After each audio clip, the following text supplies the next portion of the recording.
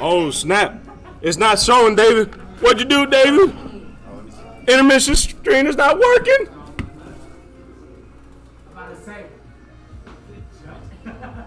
Oh, I know why. Oh, get it.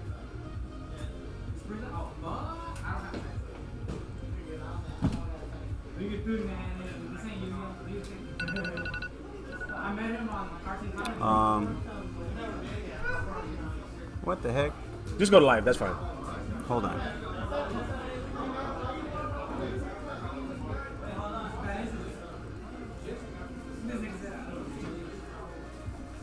Hey, that's the starting guys. soon.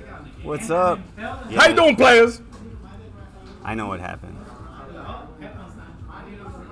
I know what happened. Somebody did the thing. Da, da, da, da, da, da.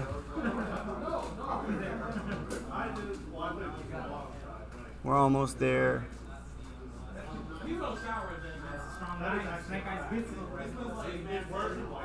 Let's see if this one works. Live scene. The live should work.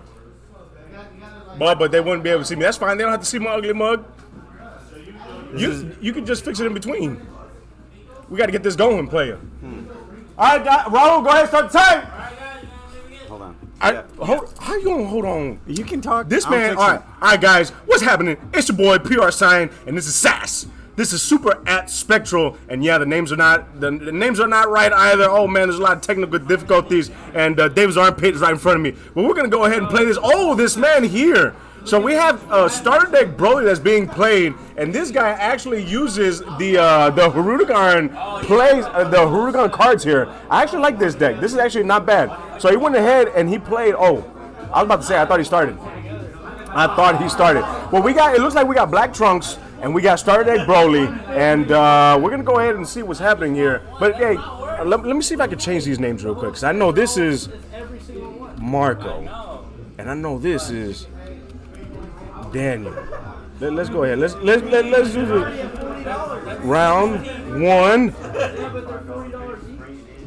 And then let me go ahead real quick, guys. Real quick. Hold on. 8. Save.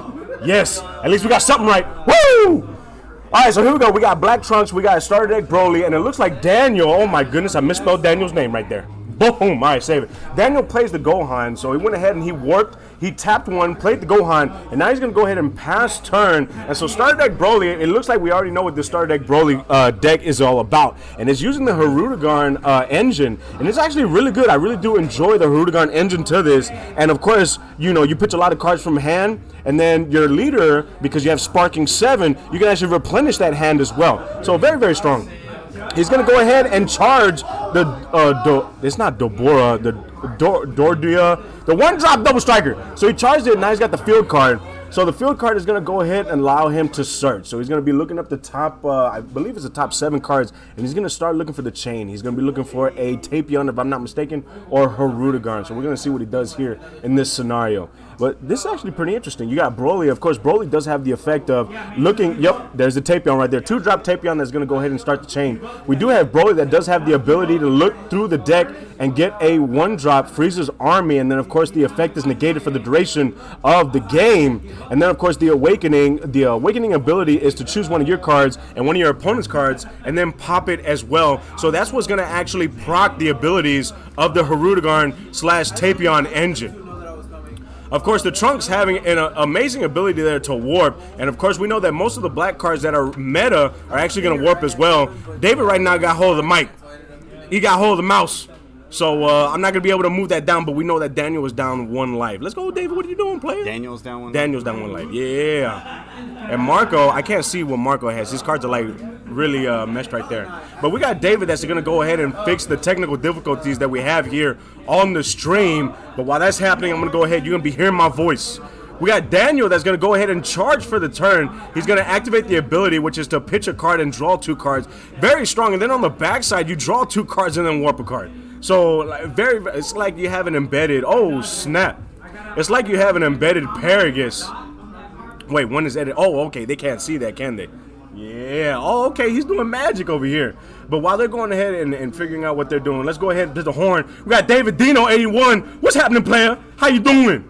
And then we got DBS Duelist Hype for Sass. Oh, much obliged, much obliged. I gotta be hype as much as possible. We got Bottom Deck. Let's get it. Woo! And then of course we got Bottom Deck also saying, "How's it going, everybody?" Asking everybody how. Oh, hey, okay. There's my ugly mug right there. He's gonna try to put it on there. And then what happened? Bottom Deck, good. Just excited to see some DBS being played. That's what I'm talking about right there. So we do have 2 Gohans, is what it looks like on board. And Daniel is thinking of trying to swing or not. So there he goes, swinging in at the lead. It looks like there's going to be no negates on either end, no combos. And like I said, I can't see how much life Marco has right now. But he's going to go ahead and swing in. So he's going to be doing some damage here. And I think Marco might be at 5 lives, if I'm not mistaken right now.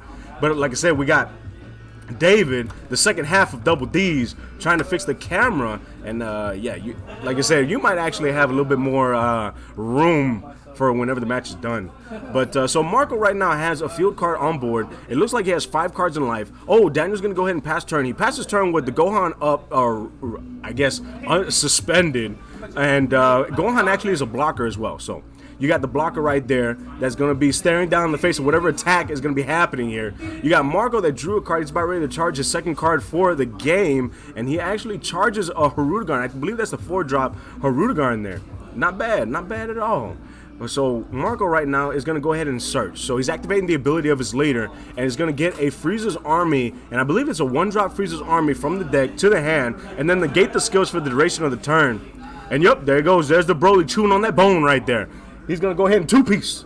So when I say 2-piece, whenever this card is played, you actually pull 2 cards from life. Whenever it's removed from the battle area, you get to choose 1 or 2 cards to pull from life.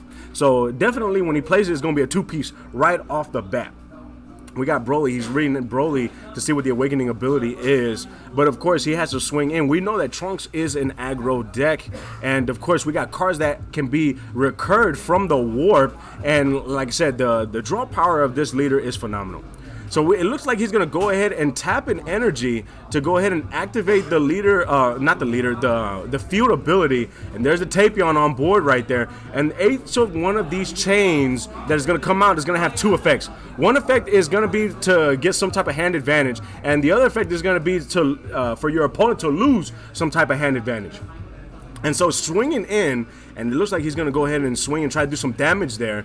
And we got Daniel reading. Now, it's a treat right here because Daniel and Marco have been on the game for a while. And it's funny to see them come into the store. And then, of course, when the rounds are called, we have them 2 facing each other right then and there. Like I said, this is a sight to behold here. And Dave, see, you got the edit right there. Is the edit working?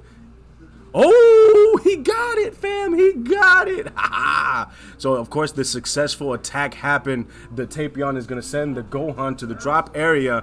His opponent did not activate blocker in order to protect it. And so now we're going to see what Marco ends up doing. I think he might end up just passing, leaving that energy open for defense. And then, of course, we still got the swing with the leader. The leader can awaken at 4 lives, and if he does awaken, then I know exactly he's at 4 lives. There he goes. He's going to go ahead. Oh, okay, so, he's at 6 life. All right, I see it. He has his cards, like, angled down. So now he's at 4 lives. 4 lives right then and there. So everything is good to go, David? I think so. Salut. Bless you. And tout soin. So let's go ahead and switch this for you guys. There we go. We got Marco at 4 lives. Playing the Broly. The Broly is going to have 10k power.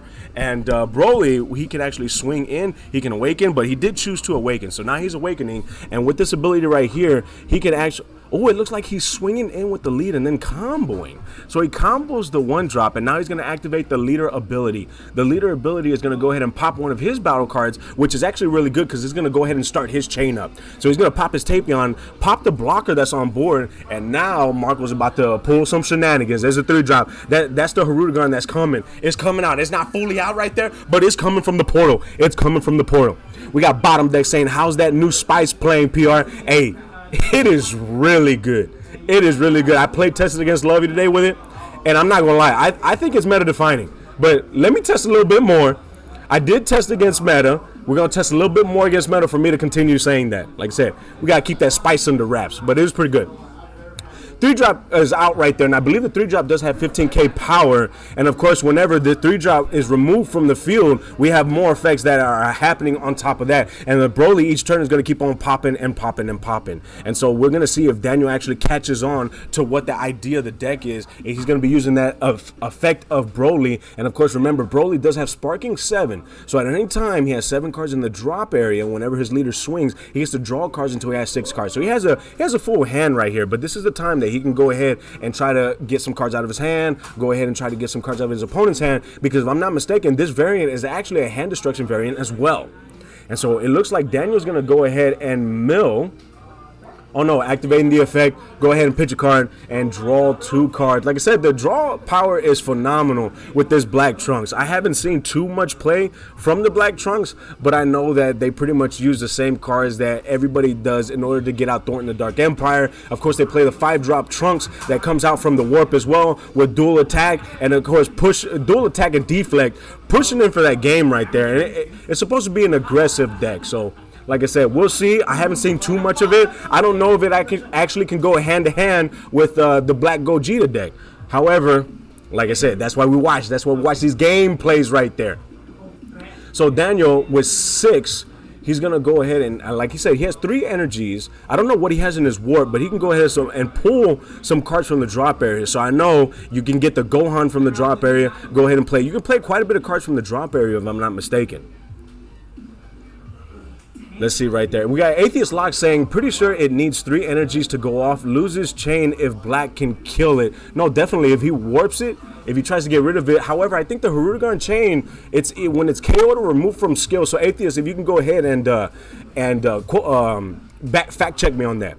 But he's going to go ahead and play Thornton the Dark Empire, and we all know what that one does right there. And then on top of playing the Thornton Dark Empire, he's going to play the 1-drop Goku. He's going to swing in, and now with the swing in, he's going to warp the Harudegarn. And so I guess after this, we're going to see if it activates. Okay, so it does activate. So whenever it's removed from the field by a skill, so the chain continues. And so now the 4-drop is coming out, and now he gets 1 of 2 effects depending on what Daniel is going to do here. And so 4-drop is out, and I believe it's the 4-drop that's the blocker. It's been a while since I've seen this Harudegarn chain, but very strong chain. Every time you have a chain and the chain says removed by skill, it's always a good thing too, because it's more difficult to get rid of that chain. You'd have to actually neg the skills of the card and then remove it from there. We got David right there. Hey, I appreciate you following here at SAS. Much love to you, boss, right here. This is Super at Spectral, and this is the first round here. It's Marco against Daniel, and of course Daniel swinging in for double strike and warp the 3-drop, and of course the 3-drop activates its effect. We got the 4-drop being played, and now we're going to see if Daniel combos on top of that. So he does combo 1, so it's going to be 30 double strike to his leader, and then we got Marco that actually points out his 4-drop.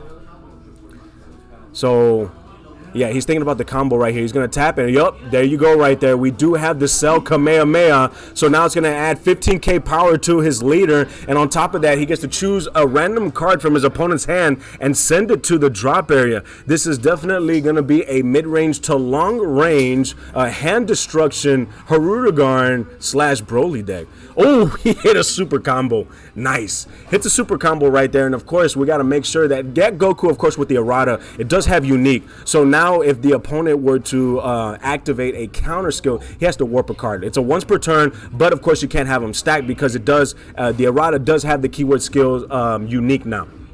We got Bottom Deck saying, you know what gameplay is phenomenal? Blue Bojack. Hey, you know what? I have seen, oh, go ahead. What's happening, player? I have seen Bojack a little bit, and you know what? You're just going to have to show up. You're going to have to show everybody what it's all about there. Why'd you switch it? I can't see anybody. It'll pop up. It'll pop up? I don't know if it's going to pop up or not, but we'll see. So this only shows Twitch comments. Multi-stream shows YouTube and Facebook comments. But it looks like the multi-stream also took away the Twitch comments. Well, you read them, right? Do you need to go back? You want me to flip back and forth? No. It'll show the Twitch comment, the new ones. Oh, the new ones. Oh, okay. I got you. All right. We'll see. Like I said, the technology, woo, right above my head right there.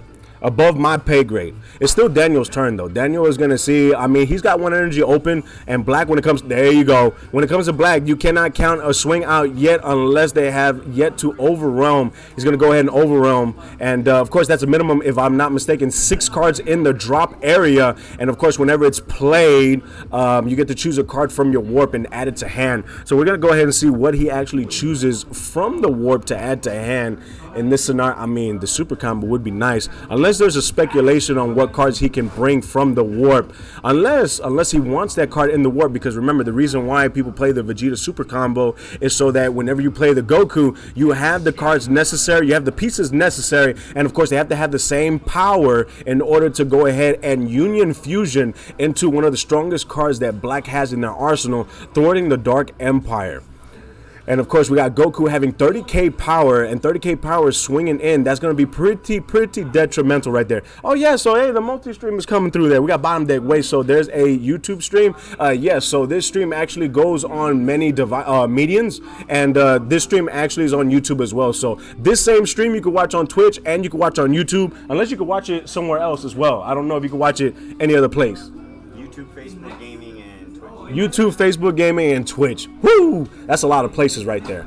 So yeah, you'll have quite a bit of places to see some gameplay for some DBS. It's going to go ahead and see what Daniel ends up doing. He has 2 energies open. He's already swung in with the Thor in the Dark Empire. He's swung in with the leader. And of course, the leader, on the awakened side of the leader, whenever it swings, you draw 2 cards and then you warp 1. So like I said, it has a Paragus embedded in it. And so we do have a 30k power Goku, but it looks like we're actually going to have some more effects go off. Yep, it looks like the 4-drop was removed from the field.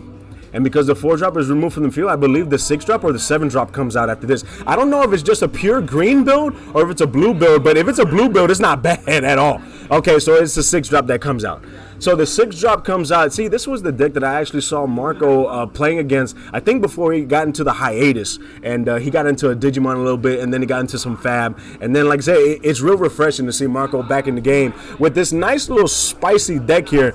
This 6-drop, and he's going to go ahead, it looks like, boom, he's going to pop cards, and then, of course, I think, it starts to chain again? Oh, and so he removes himself, and there you go right there. Further XP, what's happening, player? Oh, that was a sick way to subscribe right there. Much love to you, boss. Thank you for subscribing here on SAS. This is Super as Spectral, and, of course, I am your commentator, PR Son.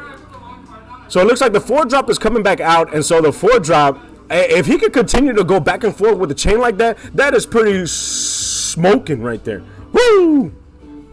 Wait, so there's a YouTube stream? Yep, Spectral GE said yes. Bottom deck. What is the link so I can blast it on my big screen? Oh, you already posted the link? All right, you got it. That's what's up. Woo! And then Daniel right now is trying to figure out what to do to try to complete this turn. I mean, I'm very curious to see. He does have quite a bit of cards in his warp area, but remember, Thor in the Dark Empire does have the keyword skill unique, so it's not like you can continue to bum rush with Thor in the Dark Empire's, the same amount of turns. But the thing is, that's such a detrimental card. Your opponent is really wanting to remove that card, and so in removing that card, then you'll go ahead and HG Long Eye. I appreciate you for subscribing here. He did a Prime subscription on Twitch. Thank you for that. That's what's up. I appreciate it. And then it'll show you if it's YouTube, and in the comments, Facebook, YouTube, or Twitch. Ooh, hey, this is real. This is smoking right here. Woo! Hey, I appreciate you, boss. Thank you for subscribing here on SAS. Super as Spectral. Much love to you, boss. And it looks like Daniel's going to go ahead and tap in energy so he can go ahead and bring out that Gohan.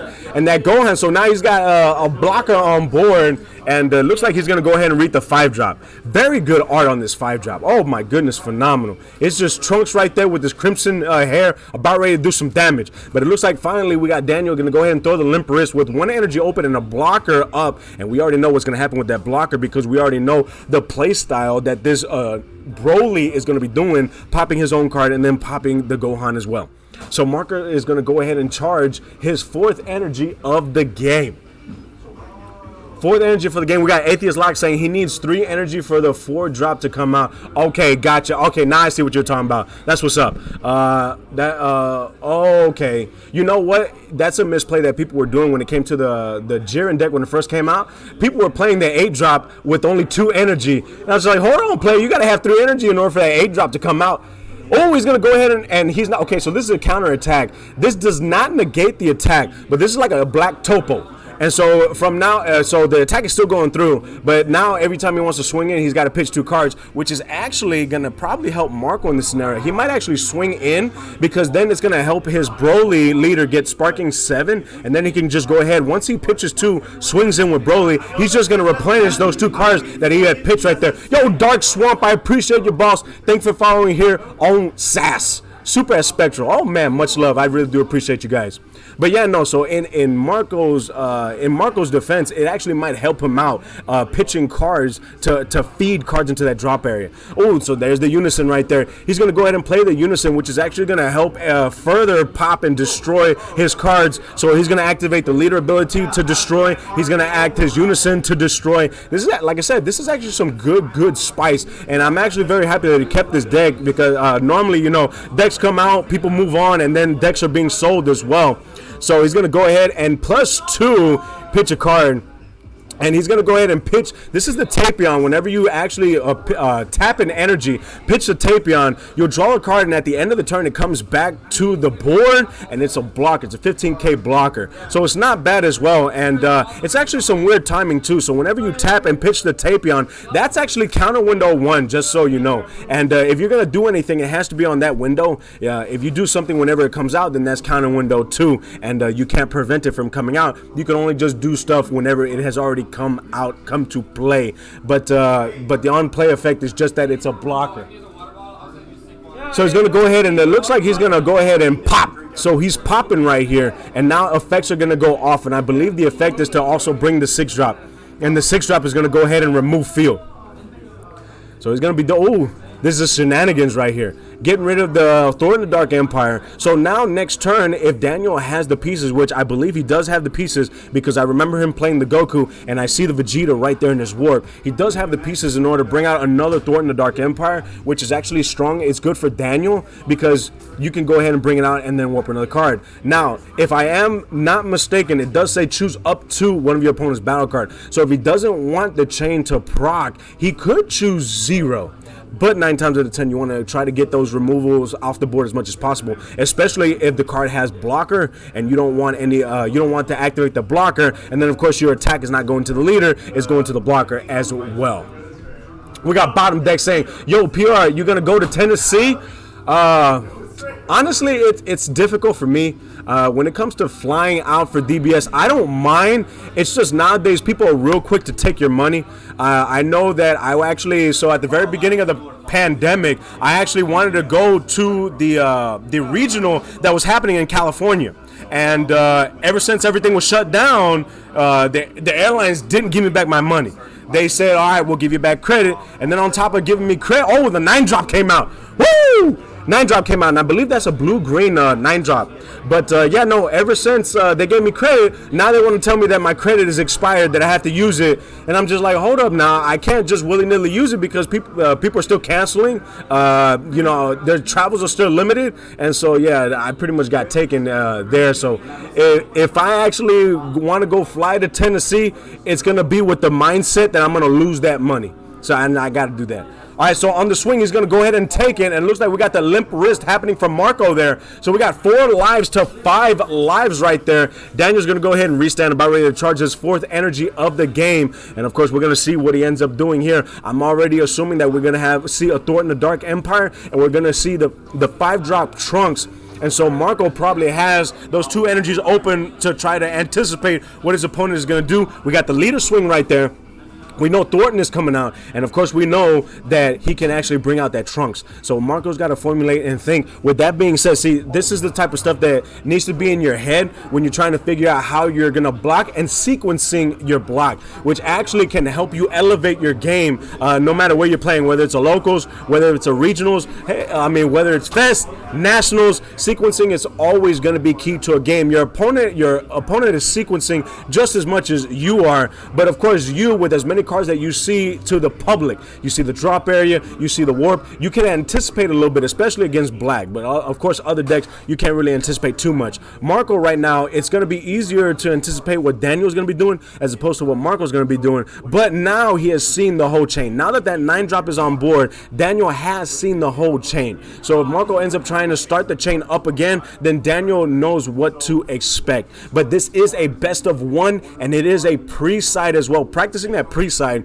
I don't know if the pre-side is going to stick or not. I know there's quite a bit of people who have mixed feelings on the best of one pre-sides. I know some people are for it, some people are against it. Pre-siding, the advantages to pre-side is the fact that rogue decks actually have a shot at going in there. All you're doing is looking at the leader and then you're siding in against it. So it actually gives some opportunity for rogue decks. But best of one also has the disadvantage of if you draw a horrible hand, that's it. You can't really recover unless your deck draws enough to try to recover and unbrick your hand to try to get that W in a best of one format. And then of course also another disadvantage for a best of one format is that there are a lot of guys that are X and 1 on the actual tournament, and then it just boils down to who you played against. Oh, nice! I did not see that coming at all, and so he did a very good job at hiding that one. We got a Dark Overwhelm Demigra that comes out. Of course, on play and on swing, we got a warp from hand, and we got a warp from the battlefield.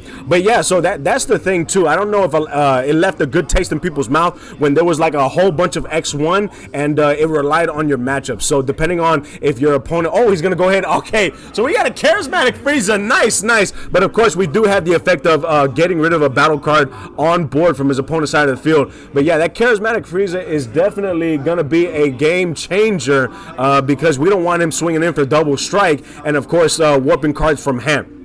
Now, Marco doesn't really suffer too much from hand destruction because, of course, the leader can still replenish the cards. So, like I said, it's actually not that bad. I actually played against this deck that Marco had with my Trunks. And, yeah, I was bottom decking the cards in hand, but it kept on replenishing, too. So, it actually has a very good matchup against hand destruction. So, now Daniel has 2 energy open, and we're going to go ahead and see what he ends up doing. I do, in fact, see the Thornton the Dark Empire there. He does know now that we had counterplays can no longer be activated on Marco's side of the field because every free counterplay like that, of course, requires your unison to have 2 or more markers. That's one requirement. And then, of course, whenever your opponent plays one of those counters, they cannot play counters for the duration of the turn.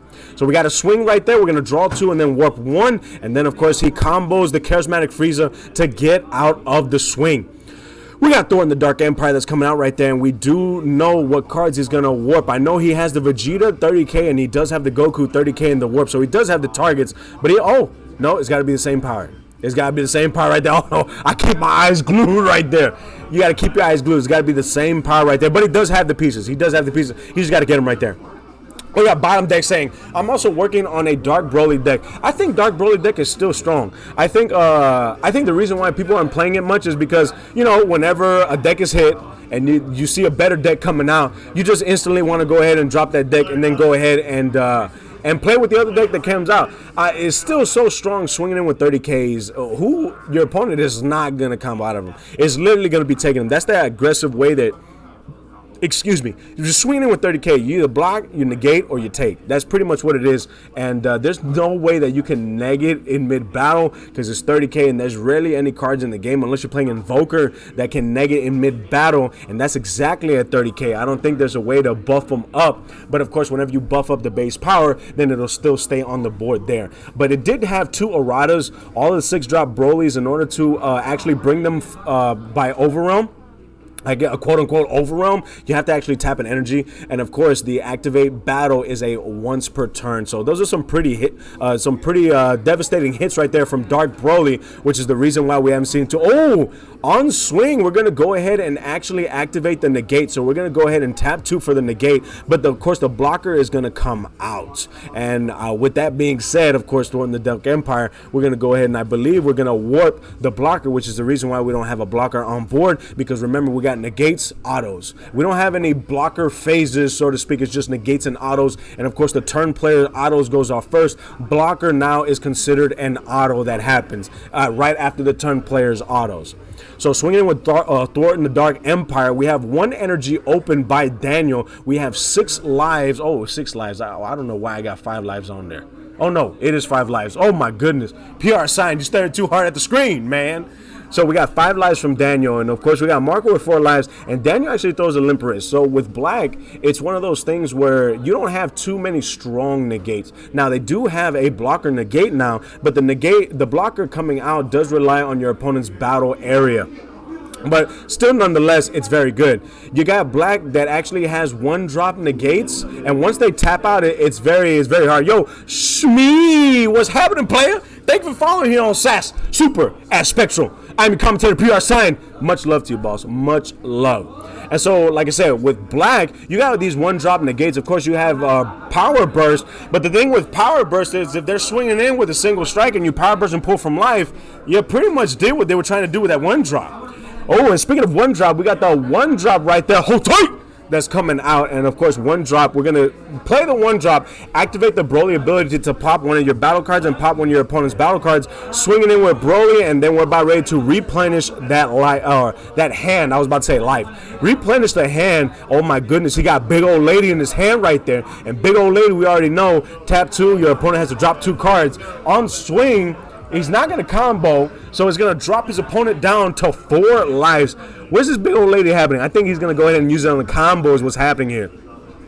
But I like this right here. Harudagun is going to +2. So now we got Harudagun at 5 markers on it. His Charismatic Frieza is definitely live. And of course, we got Daniel. Like I was explaining, when it comes to Black, there's not really too much that can happen. But Black has one of the best negates in the game, in my opinion. So with this Tapion right here, he did tap in energy. The Tapion goes to the drop area, drew for that. And then at the end of the turn, whenever he threw that limp wrist, the Tapion comes out, and it is, in fact, a blocker, 15K blocker.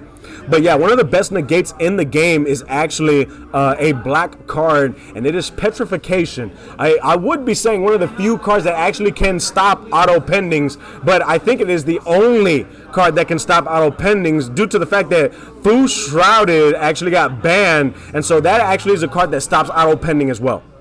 He's going to go ahead and swing in, and we got the blocker that is being activated on Marco's side of the field. So we got Daniel right now with 1, 2, 3, 4, 5 energies. So 5 energies to try to get Marco down. Ever since Marco was went down to 4 lives, he's been steady at the 4 lives. And like I said, Marco is one of the best pilots here in Houston. And so of course, him knowing of what his matchup is. Oh, it looks like we're on turns. It looks like we're on turns right here. So Daniel's going to be turn 0 here at Spectral. He's going to be tapping 2, and I don't know what he's tapping 2 for, but we do know that he does have the Trunks in the warp. And so we're trying to think right here. He's turn 0. Boom. Oh, so he's tapping 2 for the Kai Unison. Nice little unison right there. He doesn't, of course, his opponent doesn't have any battle cards that he can choose with the effect, of course, to warp. But we got a 15K. It's what? Oh my goodness. We got another typo. You guys didn't know I said a round instead of round. My goodness. This man here. All right, we fixed it up for you guys.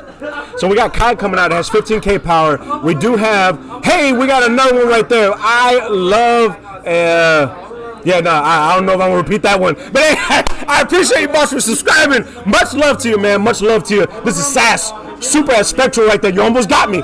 You almost got me with that. Woo-hoo! Oh, man, when I was commentating at Miami, one dude, he got me.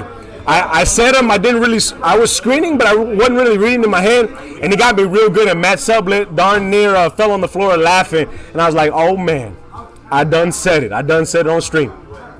So we got Daniel right there. Daniel has 15K power. He already swung in with his leader, of course, drawing 2 and then warping 1. We got 15K off of the unison. Now he's going to tap 1, and I think he might tap for a Gohan in the warp. Tap for a Gohan and warp. Very strong card, actually. Being able to pitch, not only pitch the Gohan so you can on your draws, but then, of course, tapping, bring the Gohan back. It's a blocker. And then, of course, you're getting a little bit more hand advantage search power. Oh, we see that Daniel actually has a double strike Champa, too, that he can utilize. So swinging in at the lead.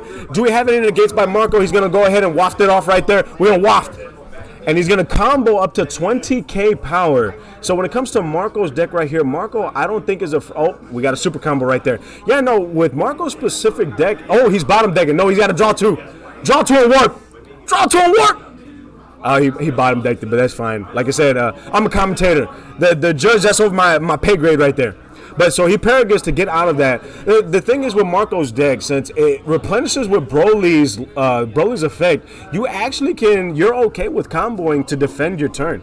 Very, very strong right there. Oh, we got Thornton the Dark Empire coming back from the warp to the hand by the effect of Goku, swinging in with 30K power. Now we're going to see if Marco, of course, he's thinking about comboing. We do know that he plays Cell Kamehameha. Oh, he's going to go ahead and combo 10K. Oh, he's dropping his hand. Wait, what did he drop? Was that Luscious? Was that Luscious? Oh, I thought he dropped the Kai. Oh, I thought he dropped the Kai.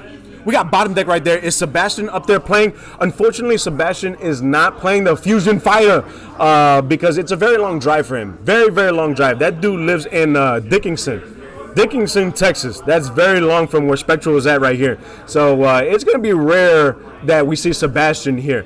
But guys, of course, stay tuned because after the tournament today, we got King of the Hill that's happening where we got Bobby that's going to be defending his title for the 2nd time. And of course, his challenger is going to be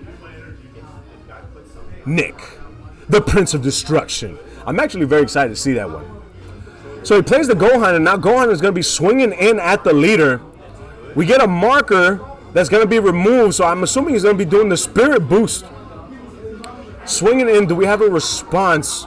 Of course, like I said, Marco is not afraid to combo because he can always replenish his hand. Oh, we got Boo Boo right there, the Fusion Fighter. He's in the chat. He's in the chat. So if he's not in person, he's going to be in the chat right there. There you go, guys. There you go. We got Brando. Oh, so he slaps the Champa. And of course, comboed out of it. Like I said, when it comes to the defensive power of this Broly leader, you can go ahead and defend all you want because Broly's going to replenish your hand on the crack back.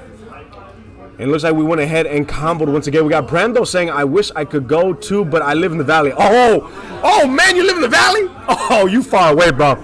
You far away. Like I say, hey, hats off to you, player. Hey, much love for you watching the stream, man. But yeah, no, you far away, man. You pretty far right there. And the only reason why I know about the valley is because I had a roommate in college, and he was from the valley. So that's the only reason why I know about that one. Right there on the border of the Rio Grande. We got Marco that's about ready to charge his 5th energy. And, of course, why not charge and continue to charge because Broly's just going to replenish that hand of yours. So I think he's thinking about what to charge. He does have big old lady in hand. Oh, he's got the big old lady in hand. He about to use it. He about to use it right there. If you don't know what big old lady is, this fine big old lady, you went ahead and warp it, tap 2, and then your opponent has to drop 2 cards from hand. Oh, with the Harugan Unison, he's gonna forego the charge, swings in with the Unison, and actually gets the Gohan off board. We're gonna go ahead and +2, and that's 7 markers on the Harugan. Oh, yep, there goes the pitch, big old lady right there, and we go ahead and she's beautiful. We're gonna go ahead and warp tap. Now he's got to drop 2 cards. So slowly but surely, we got this hand destruction that is evolving from this starter Broly Harugan. This is really good. I like it. It's not bad. It is not bad at all. We got Brando saying, do you know what part of the valley?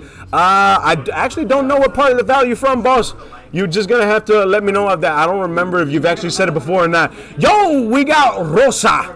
Rosa, what's happening, player? Thank you for subscribing here on SAS. Much love to you, boss. Much love to you. Super at Spectral. I'm your commentator, PR sign. And we got, like I said, we got a nice one. This is just round 1. And so we got a swing in right there. Marco swinging in and is replenishing that hand. Replenishing the hand because, of course, the Broly leader saying sparking 7. Draw until you have 6 cards in hand. And it looks like, yep, Daniel took the life. So slowly but surely, mid-range, slowly but surely, we're seeing the damage happening on either side right there.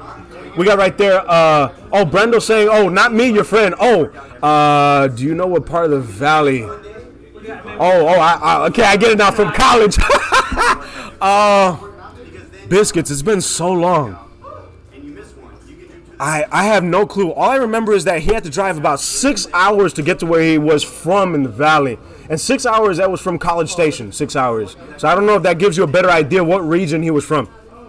Swinging in with the leader to leader, we got two cards that he's drawing, and of course, pitching a card from hand. We're going to see if Marco is going to respond to this, which, like I said, there's no reason not to respond to the swing because he's just going to replenish. Oh, he's pitching another beautiful big old lady right there. So he pitches the card, combos out of it, and now we got Daniel, of course, that does have the swing by the Kai, 15K power. He's looking at his warp, and of course, we know the 5-drop is in there, but I mean, we do have a tapped out Broly leader, so in that case we could see a Trunks coming out. It does have that deflect right there. It doesn't got barrier, but the deflect is still a good keyword skill right there. Unfortunately, I'm not familiar for that short of a distance. Oh man, so you really far out there. Hey, you know what? I might actually have to ask him to see what part. Maybe you guys might be from the same part. Maybe you guys might be from a different part.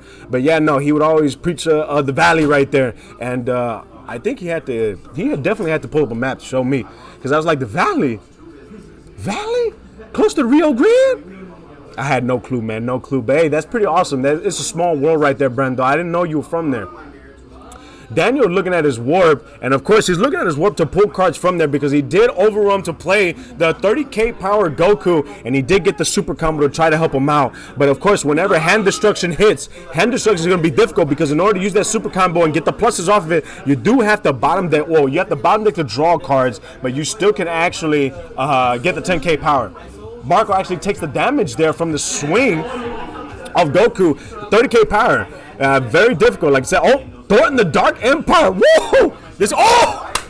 We got a charismatic Frieza. He was definitely waiting on that one. So we're playing the Thornton the Dark Empire, and of course we got the cost. We have to pitch the cards needed to play Thornton, and of course it is met with a charismatic Frieza. And green, like I'm saying, one of the best free counterplay cards in the game is that charismatic Frieza card because it actually gets around deflect.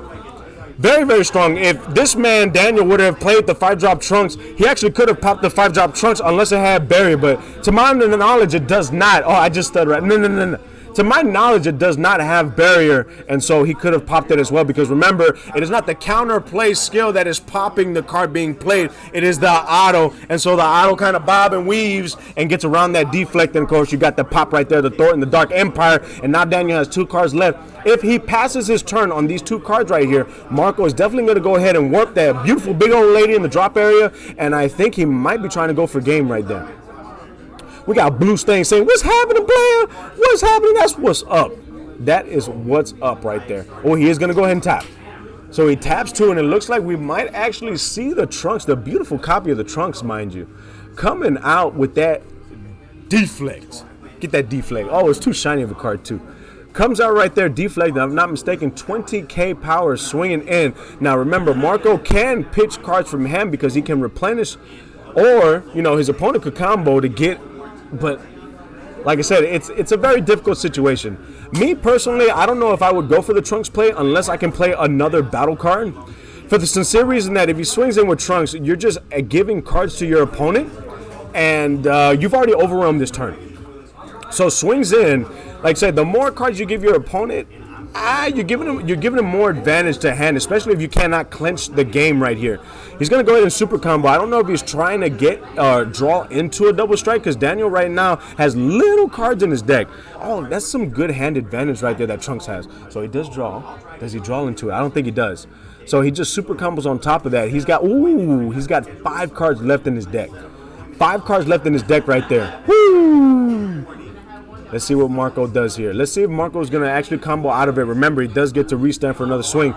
Oh, he's going to combo 2 cards. So he combos a 3-drop, combos a charismatic. Or actually, oh, he's thinking about it. He's thinking about it right there. We got Tevin saying, "Great commentating as always." Hey, much love to you, player. I really do appreciate it. Like I said, yeah, I love commentating. I put my heart and soul into it, whether I got 1 view or whether I got 20 views, whether I got 100 views. Like I said, I'm going to try to do my best and try to make it entertaining for you guys on these streams here. And we got Brandel saying, "Don't remind me of teaching." Yeah, don't remind me of teaching, player.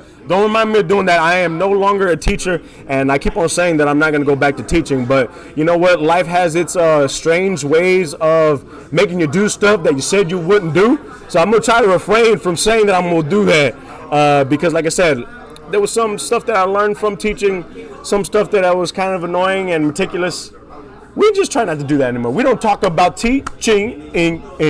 So there we go, swinging in once again. He's going to go ahead and super combo, bottom decks a card, and then draws 2 cards. I don't think he drew the card that he was looking for, but Marco's going to go ahead and take that. So he combos out of the first one and then takes the second one because you can't really over him. Like, what other plays can Black do at this moment? And now if he does play something, he only has 1 more card to actually use for defense. He's playing, oh, double strike. Hey, forgot about this card. Yeah. So plays it off of the warp, and then of course it is going to be double strike. So we're going to see if Marco actually has a response to this card. He cannot charismatic, but response, I mean negating the effects right there. We got what's happening there? We got Brendo, of course, saying I had to teach my peers today some music for 15 minutes. Hey, you know what? Whenever you can spread some love on the music, you got to go ahead and do it. Show some love, man, especially if you could get them to open their eyes on a different genre. I know my wife, she told me that she hated rock and she didn't want to listen to it. And then, of course, you got to be able to have a good navigator. And then when I started playing some Metallica, she's like, oh, I like that. I'm like, you just don't know the good rock. You don't know the good rock. So you got to help him navigate with that. Oh, he's going to tap out. He taps out to play the Gohan. So he taps out and plays the Gohan, the blocker. And then, I don't know, I mean, I would think that he would just go ahead and swing in with the Goku. I think he tapped out to play the Gohan, so he has another 5K to swing in if this card actually goes through. So no negs. Combo. So he did tap to play the Gohan in order to combo with it. So if I'm not mistaken, that's 30K. Oh! Got him! Oh, biscuits. Oh, that was really good. Hey, that was phenomenal. You know what? I might as well just stick to the live screen at that. Hey, yo, David. David, the intermission screen is the same as the live screen. So you're probably going to have to fix that whenever we take a short break. Oh, man, that's what's up right there. That is what's up. Well, guys, that was the first round here at Spectral. This is SAS, Super at Spectral. I'm your commentator, PR Sign. That was Marco against Daniel. That was Broly against Crimson Trunks. Crimson Trunks ends up taking it. Don't go away, guys. We got more in the tournament, and we got King of the Hill right when you see me again. All right, give me a second. Let me get in there.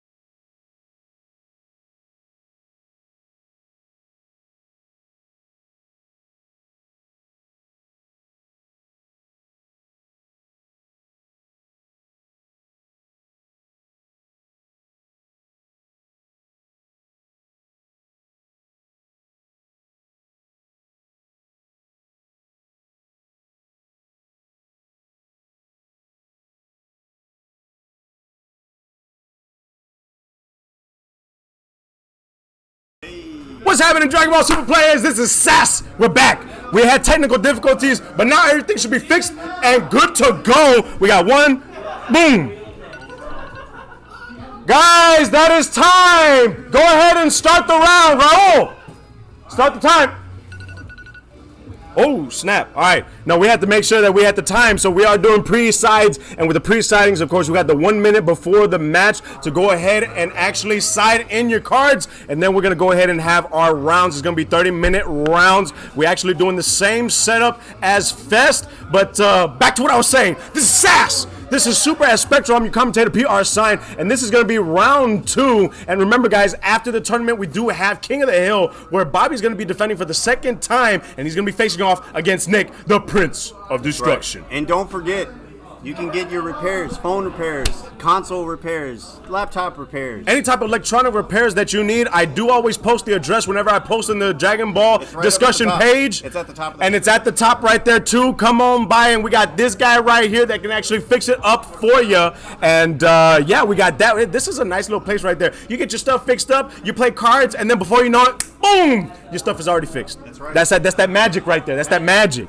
And of course, we got a card shop, and we got a Mr. Fix It right there. We got a nice little shop right there. So like I said, much love to you guys. Thank you for tuning in. We're about ready to just go to the screen, but these guys are actually gonna. Oh, we got Evan U7 on the board right there. Look at his deck box. Very nice. Oh, let me go ahead and let me put it on the live screen. Hey, Evan, put it back, bro. Yo, Evan, put it back. Hold on. Let's see this. Let's see this. Oh, that's nice. Oh, that's Broly. That's Broly. That's a good pick right there. That is Broly right there. It's going to be a nice little treat for you guys. We got Evan U7 that is going to be on the right. Of course, we got Christian on the left. And they're both repping the teams. Look at that. And they got their team-specific mats. Oh, I like that Goku on that Team Raise mat. Ooh, oh, that Goku's good. Hey, yo, bro. Bro hit 21. Thank you for following here on Sass. Much love to you, boss. As always, I'm your commentator, PR Sign, Super at Spectral, and we got actually, it's a pretty decent one right here. We already know, is that Invoker? That's one of those metal leaders, so I can't tell if it's Invoker or just U7 Goku. But we do have Broly, Yellow Broly. I have not seen ever since it left the meta after that errata. I mean, that effect was phenomenal. Pulling a card from life and restanding an energy, restanding your lead, restanding a battle card. Oh my goodness, it was phenomenal. And then Bandai had to errata it to where you had to restand either the leader or a Broly BR.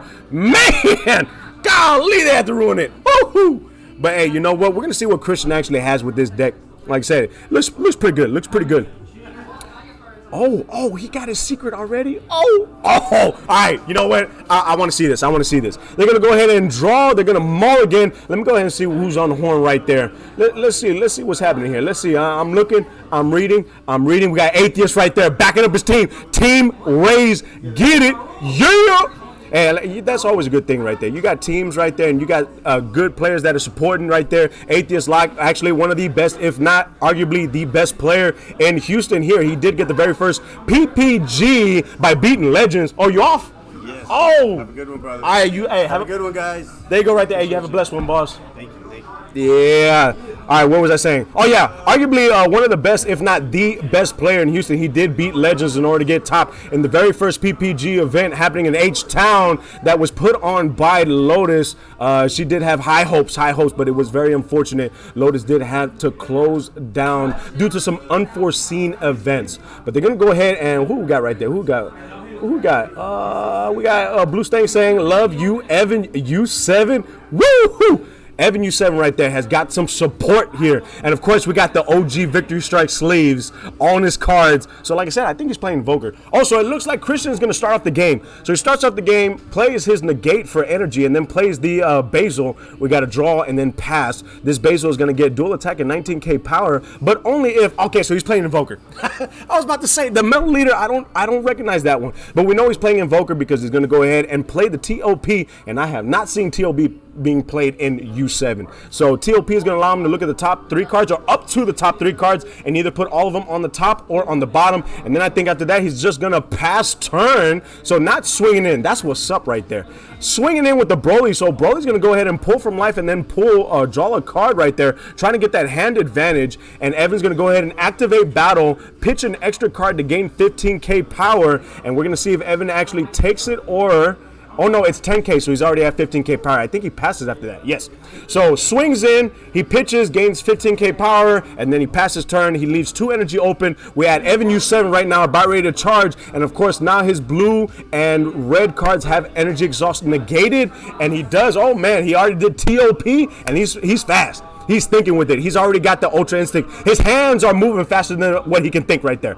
Swinging with the lead, he's going to go ahead and pull a card from life and then draw. See, in this scenario, Christian, you got to go ahead and combo is what you got to do, man. He's going to play the Turles. He does have 3 energies, and he's going to draw a card. Yeah, no, if you got your leader swinging in, you want to definitely make your opponent either drop a card or take the life. But if they're filtering, hey, by all means, nothing is happening, and you are pulling from your own life stock right there. So he's going to go ahead, and it looks like on the swing of Turles, that's 20K power. And, of course, we're going to go ahead and pitch, so it gains 15K power. That's going to be an activate battle. And then, of course, every activate battle, it's not once per turn. Oh, he's going to take – oh, he takes it. So Evan right now goes down 2 lives, and of course, let me go ahead and actually put Broly down as well. He's been taking his own life, and he's going to pass turn. Evan right now charging his 3rd energy for the game here. He's going to activate TOP, and of course, remember, it's up to 3 cards, so he's going 1 at a time. I like this right there. This is how you can tell a good Invoker player, because it doesn't always have to be 3. You can look at the first card and then gauge on what you want to do after that. And so, like I said, if you look at the first 2 cards and they're not good, and then you try to push your luck and look at the 3rd card and it's Apex, now it's like, biscuits, I want to put it on top, but now I got 2 cards that I don't want there, instead of just taking the 2 cards that were both bad and just chucking them at the bottom. Swinging in, so now his leader is going to start to swing in. We're going to try to clear board, and he swings in at the Turles. He's going to go ahead and activate battle, so that's the card that he's going to pitch for the 15K, and there he goes right there, the Android 17. This is the card that actually revived Invoker, having the ability to Sparking 5, tap 1, your opponent, or your leader card has Invoker until the end of your next turn. Very strong, mind you. Thinking about comboing to try to figure out, tap it real fast in the visible calculator. That's that Ultra Instinct. So he's swinging in at and this is at the Turles here. He's trying to get that Turles off board. So something tells me he doesn't have the Frieza Emperor Death Beam in hand, but I don't even think tapping 3 is even worth doing that either. You want to make sure that you tap while your opponent is swinging in, and then drops their hand and then activate battle. Go ahead and negative by 30K power. Yeah, no, this is Invoker is definitely yo, Luis Martinez, what's happening, player? Thank you for following here on SAS, Super as Spectral. Yeah, no, definitely Invoker is a reactive deck. You don't want to do and reveal too much while it's your turn. You want to do everything on your opponent's turn. So he's going to go ahead and throw the Limperus, and now Christian is about ready to charge his 4th energy. He has a Basil on board, he has a Slug on board, he has a Turles on board, and of course Broly having that effect of pulling a card from life, drawing a card, and then swinging in. So we're going to see if we see a difference in Christian right now. But just swinging, pulling from life, drawing, and not comboing, that's not really going to be helping, because, of course, he can just activate battle and get out of it. Swinging with Turles, do we have a response? We do have a beautiful looking Dimension Magic being played. He does not pull from life. He actually just taps an energy and restands 2. And we go right there. Oh, nice! So he restands the 2 because on swing from the leader, he not only negates the swing, but then negs the 2 cards on board. The Basil and the Slug is off board right there. This is that Ultra Instinct I'm telling you about. Evan right now, you can't talk to Evan. Evan's not home. Evan's not home. He's in Ultra Instinct mode. Ultra Instinct mode. He passes turn. And Christian actually has all 4 of his energy open. So now Evan right now about ready to charge the 4th energy of this game. He has 6 life. He's doing really, really well right here. And he charges an Arrival. Oh, he charges the Arrival Seeker. He's going to tap 1, and now his leader has Invoker. There you go right there. He did have the Sparking because the Android was included. Oh, nice. Nice. Broly, Crown of Retribution if your leader card is red. Oh, response to the Crown of Retribution. So we got the Tyrannical Blow right there. That's going to negate the skills of a 3-drop or less, and it negates the skill of the Broly coming in. But very, very light. This is nice. This is interactive. This is back and forth right here. And oh, it looks like we did ahead and we did the TOP, and now of course he rearranged them all at the top, and then he's going to go ahead and actually warp one of his extra cards so he can get that Reprisal back to his hand from the deck. Swinging in, now the lead is going to try to get that Turles off board right there. You got to try to remove the what is it called, the obstacle, and that's exactly what Evan is going for right here. Swinging in, he's going to go ahead and activate battle, so that's going to afford him 5k power, and then of course, oh, we got a Posh happening right there. Power of the Super Saiyan. He does have mono yellow open. He's going to go ahead and rest the Broly, draw a card, and Let's see what happens here. Oh, no, he passes turn after that. So passes turn, Evan has 2 cards open, but remember, his leader does have the keyword skill Invoker until the end of his next turn. And so we got Christian. Christian's going to go ahead and swing in with the Turtleless. And the Turtlet, oh yeah, they're moving too fast. They're moving too fast. So we got the Turtleless, and on the swing of the Turtleless, he is going to restand a dual color energy. Oh, Sleepy Boy right there. Oh, that Sleepy Boy. He's not going to go. He's not going to bounce that card. Why would he bounce it? Very smart. He's going to negate the attack. He's not going to choose any cards, so he'll bounce back, and he's going to draw 2 cards right there. I'm telling you, he's in Ultra Instinct mode right here. Very, very clever to use that super combo to restand in order to have the energy, because Invoker, he's got it. And it's on the leader. Oh, he pulls from life. This man must be at 4 lives. I think this man's at 4 lives. And then Sleepy Boy once again swings in with the lead. Sleepy Boy once again negs and then draws 2 more cards. That's good filtering right there, especially if he stacked his deck using TOP. That Sleepy Boy is going to allow him to push through his deck more and more and more. We got Christian right now. We have 5 energies open, and I'm wondering what else he's going to try to do for this turn. He actually has quite a bit of cards. I mean, you got to push. We already know that, he's pushing. We already know Invoker, what they do on turn 5, and that Arrival Seeker is going to be it. But we do know that Christian does play a Tyrannical Blow.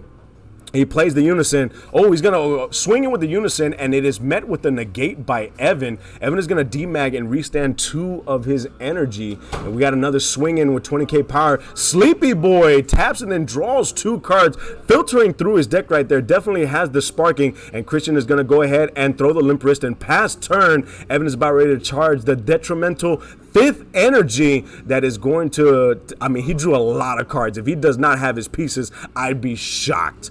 Drew a lot of cards with all the Sleepy Boys, and yep, he's going to go ahead and count. Oh, he's counting. There's a reason why he's counting, man. Oh, I might need a cigarette after this. Yup. Oh, it's his best friend. Oh, go ahead, reveal it, player. Reveal it. Boom! Right there, we got the Apex happening here, and of course, Apex does have the criteria where you have to have the dual color energy, dual color extra cards in the drop area. You need 5. Oh, and it's going to be met with the counter play. So this is going to be before the Apex turns on, the counter window 1. So Apex is going to go in rest mode. And like I said, it says battle cards in its response to the activate main. So I actually don't know what's happening here. I don't know what's going on. But of course, this right here is going to be the Goku, where if a card would to be played, it comes in rest mode. Instead, it is a blocker. It does draw a card. It's 5k. But remember, when the Apex activates, he's going to respond to it, putting it in rest mode. And then the Goku, whenever it hits board, he's not going to be able to get that draw. And he does not have the keyword skill blocker, because after that, Apex blanks out everything. And it looks like we got Evan that's going to activate the ability. So he awakens, then activates the ability of the leader. He does have a U7 on board. So he's going to draw a card and then choose a card from his opponent's hand to rip it. Oh my goodness, if you don't rip that Frieza card out there. Oh my goodness. Oh my touch. Oh, that card is phenomenal. And it's a 1-up too. If you get Evan, you know you're going to get that Frieza card out of there. You know that Frieza card got to come out. That Frieza card, actually, to tell you oh no, he's not getting the Frieza card out there. Very interesting right there. Unless he's gonna, for the following turn, he's gonna go ahead and KO's the battle card. I still don't know why that Apex is still in active mode, but you know what? That's what I can actually judge for. That's what I can ask you guys on stream right there. He's gonna go ahead and be met with a negate, and I think the Broly does have, I think he has 3 lives now. Man, it's hard to see. It's hard to see, man. I'm going to have to tell him to move their cards there. But yeah, try to swing in with the Apex. And the Apex was met with a negate.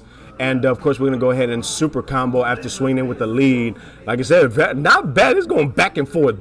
He's reading the Black Kamehameha, trying to make sure that nothing can happen that can remove that Apex off board. But remember, all of his battle cards do not have effects for this following turn. So Evan is definitely going to be surviving. We do have Broly, but all the other effects, even the Unison effects, they do not go off. So right now, Christian, all he can try to do is maybe poke. Oh, he's going to give it barrier.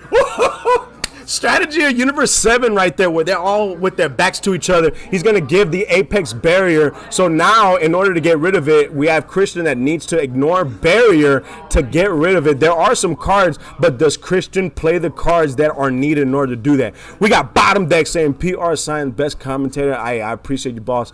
Thank you so much. Like I said, the support is awesome. I do appreciate that, man. I appreciate that.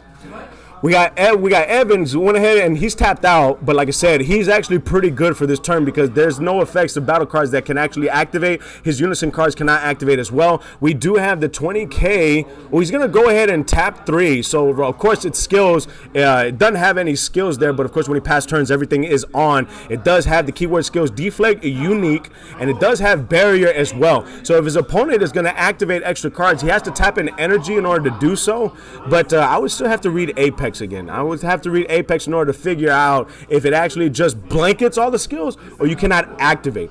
So he's swinging in with Broly. He's swinging in at the Apex, not swinging in at the lead. I don't know if he's going to try to get rid of the Apex by comboing or if he's just swinging in to try to get a draw right there. That's what's up. That's what's up. Oh, he's going to go ahead and activate. Oh, this draw and then look at his hand once again. So we're going to go ahead and reveal. Oh, he's got the freezer. Hey, freezer. Not bad. That is definitely a removal right there if I hadn't seen one. And, of course, we have quite a bit of cards in hand that you could pull. He has 2 super combos. The freezer, of course, that has deflect. And it has the permanent that it cannot be removed. So he's going to get rid of the negate. So gets rid of the negate right then and there. Christian's got to do something here. Oh, he's going to pull from life. Okay, so Christian was at 2 lives then. So pulls from life. He's at 1 life to restand, swing in. It is met with a dimension magic to restand 2 energies. And now Christian is actually in a pinch right here because he doesn't have a negate. I believe he was trying to pull from his life to try to get a negate right then and there because he went ahead and he passed turn. And now it is Evan drawing his card, about ready to charge his 6th energy. And we might actually see a victory strike here for round 2 on Sass. Woo! I like this. He's going to TOP. Oh, wow. He's went through a lot of cards in his deck. He activated a lot of Roshis. Oh, my goodness. Them Sleepy Boys put in all that work right there. Look at that. I think that's the first time I've almost seen an Invoker deck. Woo! Crowd of Retribution. Oh, you got to love this card. Oh, man. And then he's going to go ahead and tap the 1 in order to play the one of Cold Bloodlust. Very shiny art right there. But yeah, no, he can't continue. Christian's like, oh no, you got to stop this. You got to stop looking at my hand. It's so strong being able to use the leader ability to look at the hand. And then you got 1-drops that can look at the hand as well. To a competitive player, you do not want to show them your hand because then after that, they're calculating and then they're going to go ahead and sequence by what you have in your hand. There we go. A Rival Seeker is coming out. So nice bait right there by Evan U7 to play the Broly in order to get that Cold Bloodlust out of his hand and then plays the Rival Seeker. And now we're going to go ahead and burn for game. Woo! Woo! That is what's up right there. Evan burns for a game, gets the round 2 here at Spectral. Oh, that was nice. Oh, man, this man going to Ultra Instinct. I like that. I like that right there. Well, guys, that was the end of round 2. Remember, at the end of every tournament on Tuesdays, we have what's called King of the Hill. And King of the Hill is going to be a series in which you have top dog here at Spectral that's going to defend the title every week. Now, what are they playing for, you might ask? I'm glad you asked me. They're actually playing for, not only are they playing for packs, so every time you defend, you're going to get a Dragon Ball. So we actually have a statue of Shenron around here. I actually might pull it just to show you guys. We have a statue of Shenron, and every time you are king, so whenever you become the king, you get the first Dragon Ball, and then, of course, you get a pack. Then every time you defend successfully, you get another Dragon Ball, and whatever star is on that Dragon Ball, of course, you're going to get it in succession. Whatever star is on that Dragon Ball, you get that many more packs. So whenever you get the 7th Dragon Ball, not only do you get a box, you don't get 7 packs, you get a box, but of course you get a sponsorship by Spectral. They're going to be paying your next tournament. They're going to pay for your flight. They're going to play for your room, and they're also going to be paying for your entry. The only thing you have to get is your food. Definitely a lot cheaper than everything they're going to be holding. And then also they're going to give you a limited edition jersey. Of course, it's going to have their name on it, Spectral, but you can also put on your patch for your team, and you can show it off as well. Like I said, limited edition. That's what these guys are fighting for this series, and of course it is definitely worth it in order to keep on going to try to be king. And right now the current king is going to be Bobby. Bobby actually has oh no, he's fighting for the second one. So excuse me, I gotta learn how to say it, not spray. So for the first one, he actually beat Abraham. So he became king, beating Abraham. Then he successfully defended his title against Christian. Now he's about to defend his title against the contender, Nick, or AKA Prince of Destruction. And so if Bobby were to take the match, then of course that is going to be the third time that he's defended. That's going to be the other Dragon Ball, and then he's going to get 3 packs. And of course, as the king, if you're the current king, does not have to pay entry for these tournaments, so he can continue to play, continue getting packs, and all that good stuff. However, if Nick dethrones the king, then what's going to happen is all those Dragon Balls go away, and then Nick gets the first Dragon Ball because he became the king, and then it starts over on the road to being king right there. That's what's up right there. So guys, end of round 2. We're going to go into a short break. We will be back. We got more of the tournament, and then of course right after the tournament, we got King of the Hill. I am PR Sign. This is Sass Super at Spectral. Don't go away.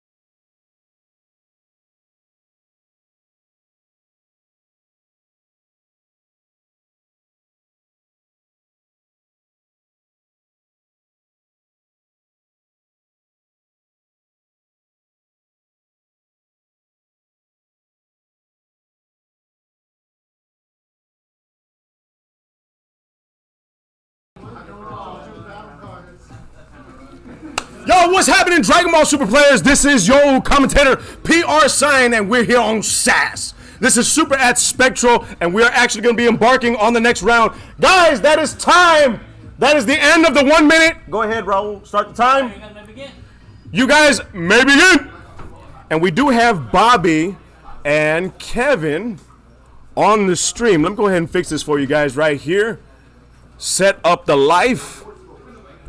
Round 3, and let's save it. Yeah, that's what I'm talking about right there. So we got a good one here for you guys today. This is going to be round 3. Of course, we got one more round guaranteed here for the tournament. And then, of course, at the end of the tournament, we do have King of the Hill, where we're going to have the defending king, Bobby, is going to be facing the challenger, Nick, a.k.a. Prince of Destruction. It's going to be a nice one for you guys. So we got, like I said, this is SAS, Super at Spectral. Guys, I mean, it's going to be a long road, but you know what, though? Road is worth it. Remember, guys, the person who gets 7 Dragon Balls on Shenron as they are king here at Spectral is going to get a sponsorship. It's going to be an awesome sponsorship. Your next tournament, you're going to get your flight paid for. You're going to get the room paid for. You're going to get your entry paid for. All you have to pay for is food, which is definitely a lot cheaper than everything else that Spectral is going to be putting forward. You're also going to be getting a limited edition Spectral jersey so that you, of course, you have your sponsorship on there, and you can also get your team on there as well if you're affiliated with any team. If you are a free agent, then I mean, I guess you could put whatever patch you want on that. You got to go ahead and speak to Chris and David on that one. But like I said, not bad at all. And of course, if you are king too, all of your entries are free whenever you play in the tournament. But that is if you are king. If you have been dethroned, then of course you will have to pay the entry for playing in the tournament. We're going to go ahead and head to the mats so we can see who we have playing on stream. Yeah, so we got, it looks like we got Trunks, and of course this is the defending king right here in the tournament. We got Trunks playing against Kevin, who's playing Android 21, and Trunks is going to go ahead and start off the game by playing a 1-drop Trunks. Of course, he's going to get those tokens because he is playing Android 21, and that field card comes out, and of course every main phase, the beginning of the main phase of your opponent's turn, they get 2 tokens, and pretty good right there, pretty good right there. We got the Vegeta is coming out. So after playing the 1-drop Trunks, you got the Vegeta coming out as well. Both of them which have barrier. I know a lot of people have been siding against this particular deck with the power couple, Son Gohan and Videl, which chooses up the 2 of your opponent's battle cards, ignoring barrier, negated by 5k power, and you get to draw. Remember, the criteria is only if your leader card is yellow and you have to tap a yellow energy for it. He's going to go ahead and pass turn, and now it is Kevin who's going to play an Android Super 17 in the energy. He's going to go ahead and pop a token to draw a card, and now he's going to tap to play the Android 18 to search. So this definitely is going to be a stall deck. So we got a mid-range to a long-range deck, and of course we already know that Yellow Trunks is also a mid-range to long-range deck as well. Not aggro here, so we're going to be here for a while on this round 3 stream. Going to be looking at it. It looks like I can't see with the glare what he searched up, but of course he gets to search up an Android card, and then at the end of the turn he gets to restand an energy. So the Android 18 allows him to swap cards from his hand to his energy, and then of course the ability of the leader is of course pulling the token, and after pulling the token you get to restand a dual color energy. And so he's going to play the 4-drop, and the 4-drop, the cost is to remove another token, so making sure that the tokens are gone, because the thing is, if Kevin does not play the Unison, the opponent can actually swing in with both of those tokens, 10k power. So you want to minimize the amount of tokens that your opponent has, because they're just going to use those tokens and bum rush. That's exactly what I would do, but like I said, if he does play the Unison prevents the tokens from swinging. We got Mighty 2015. That was a long break. Yeah, no, we did have a, we had 2 people still playing. We had actually, the people we were waiting for is the Android 21 and the Invoker matchup. That was definitely a long game right there. Swinging in with the Android leader, so the Android is going to go in. Definitely not something that I'm used to seeing Android swinging in. It's more kind of like Invoker when it comes to swinging in. They normally just make their plays and then not do too much. He's going to end turn, so he's going to go ahead and swap, and guess what? He swaps with an Omen, and then after that he restands the energy. we got this right here. Bobby is going to go ahead and awaken. So now that he has 2 energies, he's going to put that Vegeta underneath his leader, pull cards until he has 6 cards in life, and then flip the leader over, swinging in. If you do not draw, you get to play a Trunks from the drop area or from the hand. This Trunks is going to be played from the drop area, and now we're going to go ahead and see what he's going to do. We're going to see what he's going to do there. So he's going to actually play a Vegeta, and of course he's going to bring out the tokens as well. Tokens are mandatory, but remember, guys, we also have that field card that actually is on board. So it's kind of like summoning sickness. So the first card, the first battle card that's played on either side of the board cannot swing.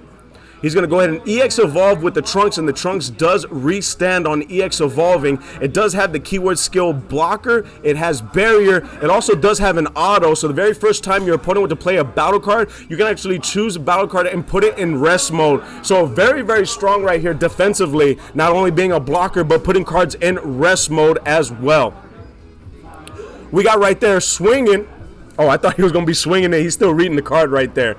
We got Mighty 2015 saying, so if Bobby wins the whole tournament, does he face himself? No. So what ends up happening is, so at Senpais, we used to make it to where there would be a bye week, kind of like for clout. But now that we have this on the line for the sponsorship, you'll actually be playing the second player in the tournament. So they're ironing out some stuff right now, but definitely can't have a bye week on the line whenever you got a huge grand prize like that. And then, of course, we got Banana saying, how do I donate? Honestly, player, I have no clue how to do that.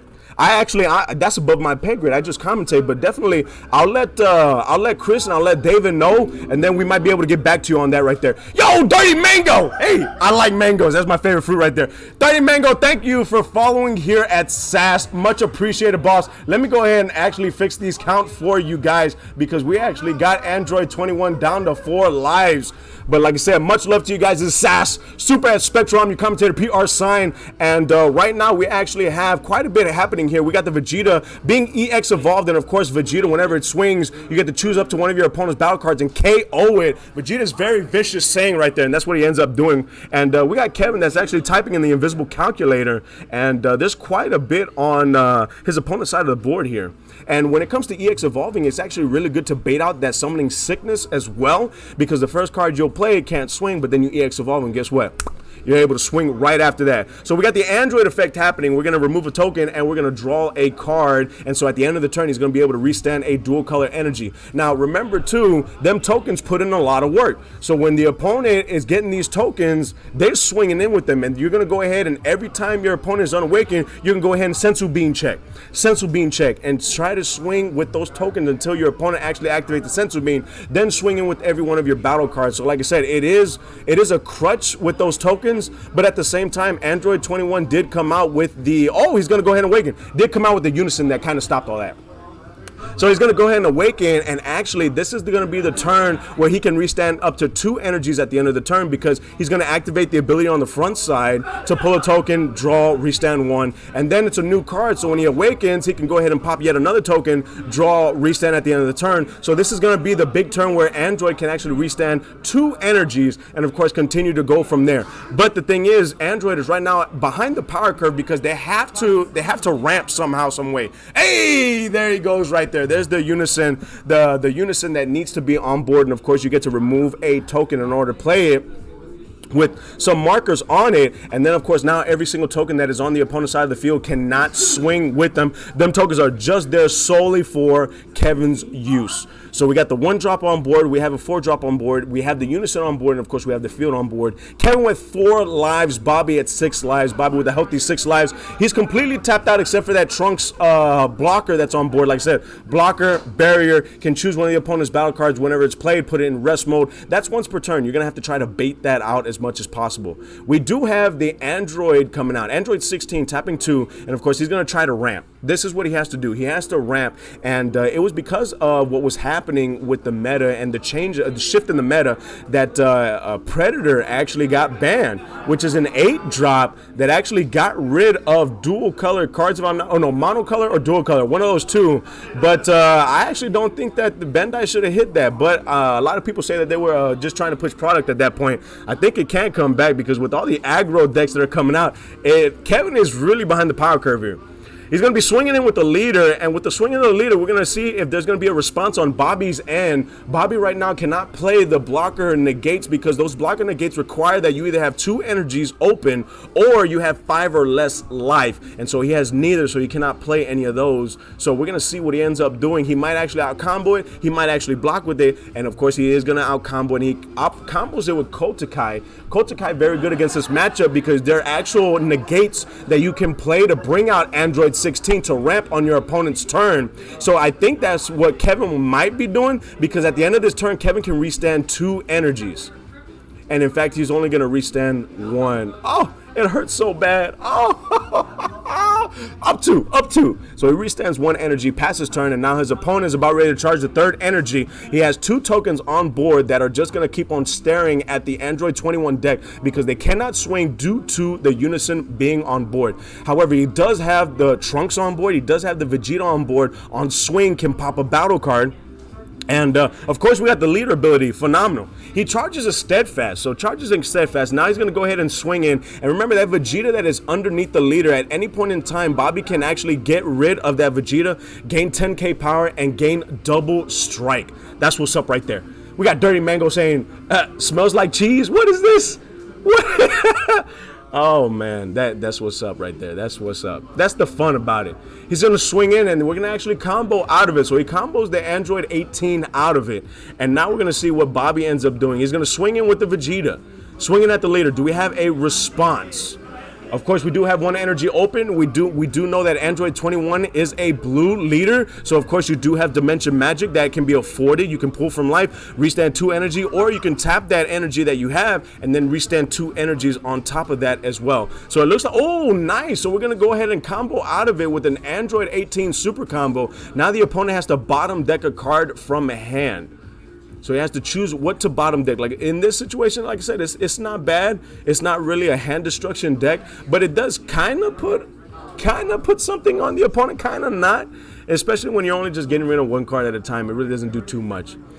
Kevin right now, so it looks like Bobby went ahead and passed turn with all 3 energies open. He still has the Trunks that is in active mode. Kevin's about ready to charge his 4th energy for round 3. He has 4 lives. His opponent has 6 lives. And I want to see if he actually continues to try to ramp. This is how he's going to win the game. He has to ramp. That's the play style of this. We got the Unison. He's going to go ahead and +2 on the Unison here. He still has the 4-drop Android 21 on board. He still has the 2-drop Androids 16 on board, and now Kevin right now is actually trying to think of what to do. I know right off the bat you got to pop that token, get that draw, and see what you can plus. And it looks like he's going to go ahead and search an Android. So Android 18, we're going to go ahead and search and look up the top amount of cards, and I believe it's top 8 or top 5. He's going to get an Android card, and then at the end of the turn he's going to be able to swap one of the cards from his energy with one of the cards from his hand, and that's where you stack the omens. That's where you stack them so that at that one turn where you played the 17 from the energy, you play all the omens, and then you just try to you win the game after that one. You burn your opponent for however many omens you play, and then the omens won't play. They get rid of battle cards on board, and then they're 20Ks themselves, so they just swing in right there. We're gonna go ahead, and it looks like we have the shuffling. So he is going to put the Android 18. So in response to the Android 18 being played, Bobby actually activates the ability of Trunks, because it's either here or never. Activates the ability, and it looks like Kevin did get the super combo to hand, and now he's going to go ahead and figure out what to do. I know, like I said, Kevin needs to go ahead and pop. Oh, he's going to ramp. Kevin needs to go ahead and pop one of them tokens and draw a card. We got a ramp by Kevin, so he's getting closer and closer. Oh, he hit a God Ceiling. That's something that you might want to...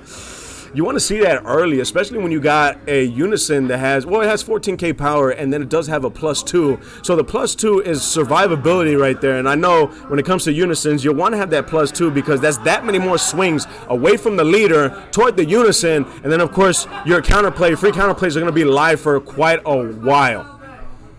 Swinging it at the leader, we're going to see what he ends up doing here. Oh, he ends up taking a life, so he goes down to 5. So guess what? Now his negate blockers are live. The negate blockers are going to be live. We got David saying, who do I play this round? This dude is bananas. B-A-N-A-N-A. Oh, you must be here, man. You must be here or something. Because, man, I've been trying to I told everybody I was going to only say it one more time. It looks like Kevin's going to go ahead and pass turn. He restands the Omen, and now it's Bobby who's going to charge the energy, the 4th energy for the game, and then continue from there. He does have a Kotakai in the drop area, or aka Mike Wazowski. He's got that one-eyed demon right there, and of course he's going to get 2 more tokens in which cannot swing. But remember, the first battle card being played cannot swing.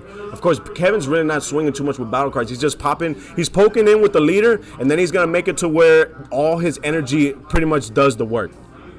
He's going to go ahead and tap for the Mike Wazowski. He's going to drop. Now, Mike Wazowski says you remove it from the game. You can put 1 card at the bottom of the deck or 2 cards at the bottom of the deck. However many cards you put at the bottom of the deck, that's how many cards you draw. And then for the duration of the turn, if your opponent were to play a battle card 20k or less, they have to get rid of 2 cards. So he has to continue reading right then and there. That's what's up. He's going to go ahead and swing in. So he swings in with his lead. Of course, we do have an effect with the leader. He either can choose. Oh, he chooses to draw this time. So effect of the lead, you can choose to draw, or if you forego the draw, you can actually play a Trunks from the drop area or from your hand. Normally, a Trunks is what's being played. I know Bobby does play the 1-drop Trunks that actually searches the top 3 cards and looks for a yellow saying. Very strong searcher in that aspect. Swings in. It doesn't look like Bobby is comboing anything. I think it's just 15 straight to the lead. I know that Kevin, I don't know if Kevin actually plays those negates that actually ramp too, but it looks like he is typing in that invisible calculator to try to figure out what he's going to do to continue this play. We got Atheist Lock right there. Kevin added markers to his unison and then charged an energy. Did he forget to charge? He did it after. No, so he played the Android 16 and he actually ramped up. That's what it is. I don't know if I caught anything before that, but I know he ramped up by playing that Android 16 right there. We got Blue Stang saying Kevin has some explaining to do, so I guess I did. I guess I might have missed something there. Kevin does take the damage, so on the swing there, Kevin goes down to 3 lives. We're actually going to get the Vegeta, going to go ahead and swing in, pops the Android 18, and now we got the swing to deal with. Is Kevin going to negate? No, he actually out-combos it with the Android 18 that he searched with the Android 18 the 1-drop Android 18 that he played in order to search it. And then of course Bobby bottom decks a card and Kevin out combos it. Bobby right now at 5 lives, Kevin at 3 lives right now, and Bobby has 3 energies open. You can do quite a bit with 3 energies, but I think, yep, he's going to go ahead and throw the Limperus. He passes the turn, and now Kevin is 1 step closer to playing that Android 17 from the energy. Oh, there you go. We got the Android 17 in the energy right now. We got 6 energies. 6 energies. What is Kevin going to do here? Kevin's got something. Kevin's got something here. 3 lives. Kevin has the leader swing. Kevin has the unison swing. Swings in for 14. I don't know if Kevin's going to want to combo up. If you combo the Android 16, that is a 10K combo. You do have to tap 1 for that. We do have a 4-drop Android 21 as well on board. But Bobby does have a blocker. He does have a blocker on board. He can put the very first battle card being played in rest mode, which is actually kind of good for Kevin because that field card specifies that the very first battle card cannot swing anyways. So if Bobby has to respond to the first battle card and put that card in rest mode, it couldn't swing anyways. However, it does remove its ability to be comboed because it is in rest mode. We got the Android ability going to be activated, the unison. We do have the tokens just staring at his. Oh, he's going to go ahead and pop a token to draw a card. Oh my goodness, he drew Hedge. He drew Thanos. He drew it, man. He drew the SCR right there. We call him Thanos because he's inevitable. If he comes out on board, that's it. You can't swing anymore. He's going to be surviving that turn. And, of course, it looked like he got the stone on his chest. He got all the stones on his chest. Thanos right there in his hand. Like I said, we got, Kevin actually plays Piccolo. That's actually a really good tech right there. So if you don't know what this Piccolo does, it's a 4-drop Piccolo. It does have Barrier. It does have Bond 2, activate Battle. You can pop a card 5 cost or less and then draw a card afterwards. Very strong Piccolo in this deck. Very strong. Oh, and there you go. He actually plays the Piccolo. So there you go. He taps the 4. Now this is the Piccolo, like I said, it's a Bond 2. And then, of course, he's going to put the Piccolo in rest mode with the Steadfast, and of course the Steadfast is going to put in rest mode. You get to draw a card. It's a blocker and it's a 5K combo right there. But the Piccolo does have Barrier. It stays on board. It is an activate battle, so at any point in time he can activate it, pop a card on the board, and then draw a card as well. So I think the best card to do, if he actually swings in with the lead and succeeds in swinging in with the lead, I would actually just pop the. Oh, that's a shiny card right there. What is that card? Okay, so it looks like it's the angel and it's the elephant. The angel and the elephant, and I think it's the counterplay where you tap 2, it plays the card, and then you could bottom deck a card from the field. And then, of course, he did play the Piccolo, and the Piccolo did bait out, quote-unquote, bait out the rest mode by the Trunks. There he goes. He did remove the Vegeta. So that's what that is. That's a very shiny. I didn't know it had an SPR. But that's going to be the Angel and Destruction card. You tap 2, it's played on board, and then you bottom deck a card. I believe the cost is going to be a 7 cost or less that you bottom deck from the field. Not bad right there. Not bad. So he's got a Piccolo on board. He's got this 2-drop on board. This 2-drop can swing if he wants to. He does have the field card as well that can swing, and I would suggest that he swings with something to try to pop Steadfast. Try to get a card from it. Now, the Piccolo will not be able to pop the tokens because, remember, tokens do not have a cost. There he goes. He's going to go ahead and block, babe, right then and there. Just pop it. Just pop it, get it out of there, and then draw a card on top of that. That's going to be an activate battle, so once on his turn and, of course, once on his opponent's turn. He's going to go ahead and plus off of there. So now he has 7 markers on his unison. Now he's going to go ahead and swing in. Do we have a response by Bobby on the swing in leader to leader? No, Bobby's going to go ahead and take the life. So Bobby goes down from 5 to 4 lives. And then, of course, we got the 2-drop Angel and Destroyer card that's going to swing in. And when Bobby goes down to 3, it's a 3v3. It's 3 all. Woo! We got Blue Stank saying, how many did Bobby tap for that counterplay? I think he tapped everything for it, to be honest. But it looks like he didn't have any extra cards, though. So with Steadfast, it's kind of like the Frieza negate. It reduces the cost by the number of extra cards you have in your energy and in the drop area. And at the time he played it, he didn't have any extra cards in the drop area or in the energy area. So that's why he tapped quite a bit for it. You're used to just tapping 1. You're used to seeing the tap 1. But yeah, no, he didn't have any extra cards. So that's why it didn't reduce anything. We got the swing of the leader. The leader is going to be swinging in. Does he forego? Does not look like he forewent, plays the Vegeta, draws a card, and now it's going to be 15K to the lead. I think the next following turn, as soon as Bobby throws the limp wrist, I think Kevin's going to go ahead and try to clinch the game with the Omen cards. We got the Vegeta that does have barrier. We got this Trunks that has barrier as well. We got the tokens on board that do not have barrier, but they cannot swing due to the unison that's on board. And there's so many markers on that unison. Literally, the way to get that unison off board is going to be if you have Luscious Kai. You got to have the Kai right there to just slap everything in the warp. Slap it in warp with all of her beauty, man. He's going to look at the card, and he's going to look at, of course, he's going to activate it. So he activates battle. So he removes the Vegeta. Now he gets 10K double.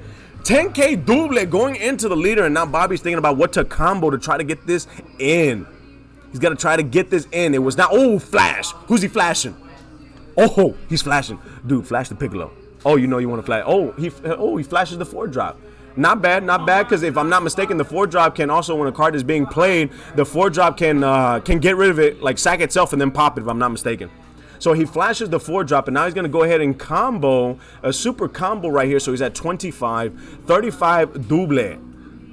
35 double. Kevin right now is about ready to type into the invisible calculator to see how he's going to combo out of this. But, I mean, he's got quite a bit of cards in hand. I don't think he's going to take this double strike. I don't think so. He's got barrier. Yeah, it's got barrier pro. It's got barrier. Everyone does got barrier. And you can't even pop the tokens because, remember, the Piccolo says 5 cost or less. There's no cost on the tokens. Therefore, it kind of bobs and weaves. So there's no way that he can actually pop and draw a card here. So he's going to have to do something. He's got to combo out of this. This is 35K double. 35K double right there. Double. Yeah, no, he's still with that. We got the Mendium 7 best followers, primes, and viewers on my Strum store. Remove space. We got Atheist Lock. It's 50. Oh snap! It's 50. I guess. Oh, he did flash. You're right. You're right. I appreciate that, Atheist Lock. I forgot about the flash that adds 15K power to the lead. So he's got quite a bit to combo up. That's why he's thinking so hard. If it was only 35, I was like, you don't have the cards in hand, but I completely forgot that he did flash. And so, of course, just like game mechanics, a lot of people, they'll actually leave the flash on board, but whenever you activate an extra card, you activate it, you get the effects, and then go to the drop area. So he is going to go ahead and super combo. So bottom decks a card from Bobby's hand. Now we're going to go ahead and tap. What is Kevin going to tap for? Definitely for a 10K. So we got the lead right now at 25K power. He's got a combo quite a bit. Oh, man. Doesn't Kevin wish that he played that hatch on that swing? Oh, so he's tapping. Yup. There he goes. Taps all of his energy for the 2 Android 16s that were on board. That's quite a bit right there. They were both 10K, so that's 20K, so that's 35K, 45K. Yeah, there he goes, out comboing it right there. Leaves the Piccolo on board. The Piccolo is still not live. Oh, there goes the Vegeta. There goes the Vegetes. Vegeta on board that is Super Saiyan Blue. And about ready to throw that fist in there. Swings in. What is Kevin going to do on this swing here? Now, Bobby does have 3 energies open. And, of course, it's no stranger that Bobby plays double strike Champas. Like everyone, Icarus played double strike Champas. When it comes to the Trunks, played double strike Champas. Like that's what we're looking for. Oh, he's gonna go ahead. Oh, I am inevitable. Boom! He's gonna survive the turn right there. However, does he have a cooler? Does he have the cooler? No. Oh, Piccolo's got barrier. Piccolo's got barrier. Oh wait, unless he got rid of it. I thought he flashed the 4-drop. I guess not. I guess not. So he's going to go ahead, or unless the Vegeta actually ignores barrier pretty strong. And then, of course, the first battle card that came out of the hatch is going to be putting it in rest mode. And then, of course, Putin, la Putin está buena. Putin comes out right there. And, of course, that's one card that everybody loves to just say ban it, because it's too strong. That card's been out forever. Of course, it does have barrier. It has unique. It does have 5K power, and it says the very first time an opponent were to play a battle card due to a skill, you can choose one of your opponent's battle cards, then put it in rest mode. Put it in rest mode right there. We got Chaotic Cypher on the horn saying Vegeta don't care about barrier. Hey, you know what? That explains it right there. Vegeta, you know what? I like that Bandai has been continuing the characteristics of Vegeta. A lot of Vegeta cards actually don't care about barrier and just going in there. But I think that would have been very good. I don't know if Bobby actually plays counter cooler, but that counter cooler would have been clutch if he would have played it right there when the hatch was being played. Now, Bobby cannot swing any longer this turn, but he does play the one. He plays the 1-drop, and the 1-drop looks up the top 3 cards of the deck and searches a yellow Saiyan, and he gets to search the SCR. This SCR can be comboed, and of course, whenever it's comboed, the opponent actually puts 4 cards in rest mode or drops 2 cards, and the card is played. It does swing in for 48 power, and it does have blocker. Very nice right there. So Bobby with 2 energy open, we're going to continue seeing if Bobby actually has more plays to try to deck thin. But I think after this, Bobby just might go ahead and pass the turn. Bobby right now with 3 lives, Kevin with 3 lives as well. I think if Kevin can actually charge an Omen this following turn, Kevin actually might have game. Kevin actually might have game because, of course, he's going to activate the ability of the Android Super 17 and then, of course, play those bad omens. So there he goes, drawing a card. And then this is going to determine right here, what is he going to go ahead and charge for his turn? I think this is the 7th energy that Kevin is going to play this turn. 1, 2, 3, 4, 5, 6. It is definitely going to be the 7th energy right there.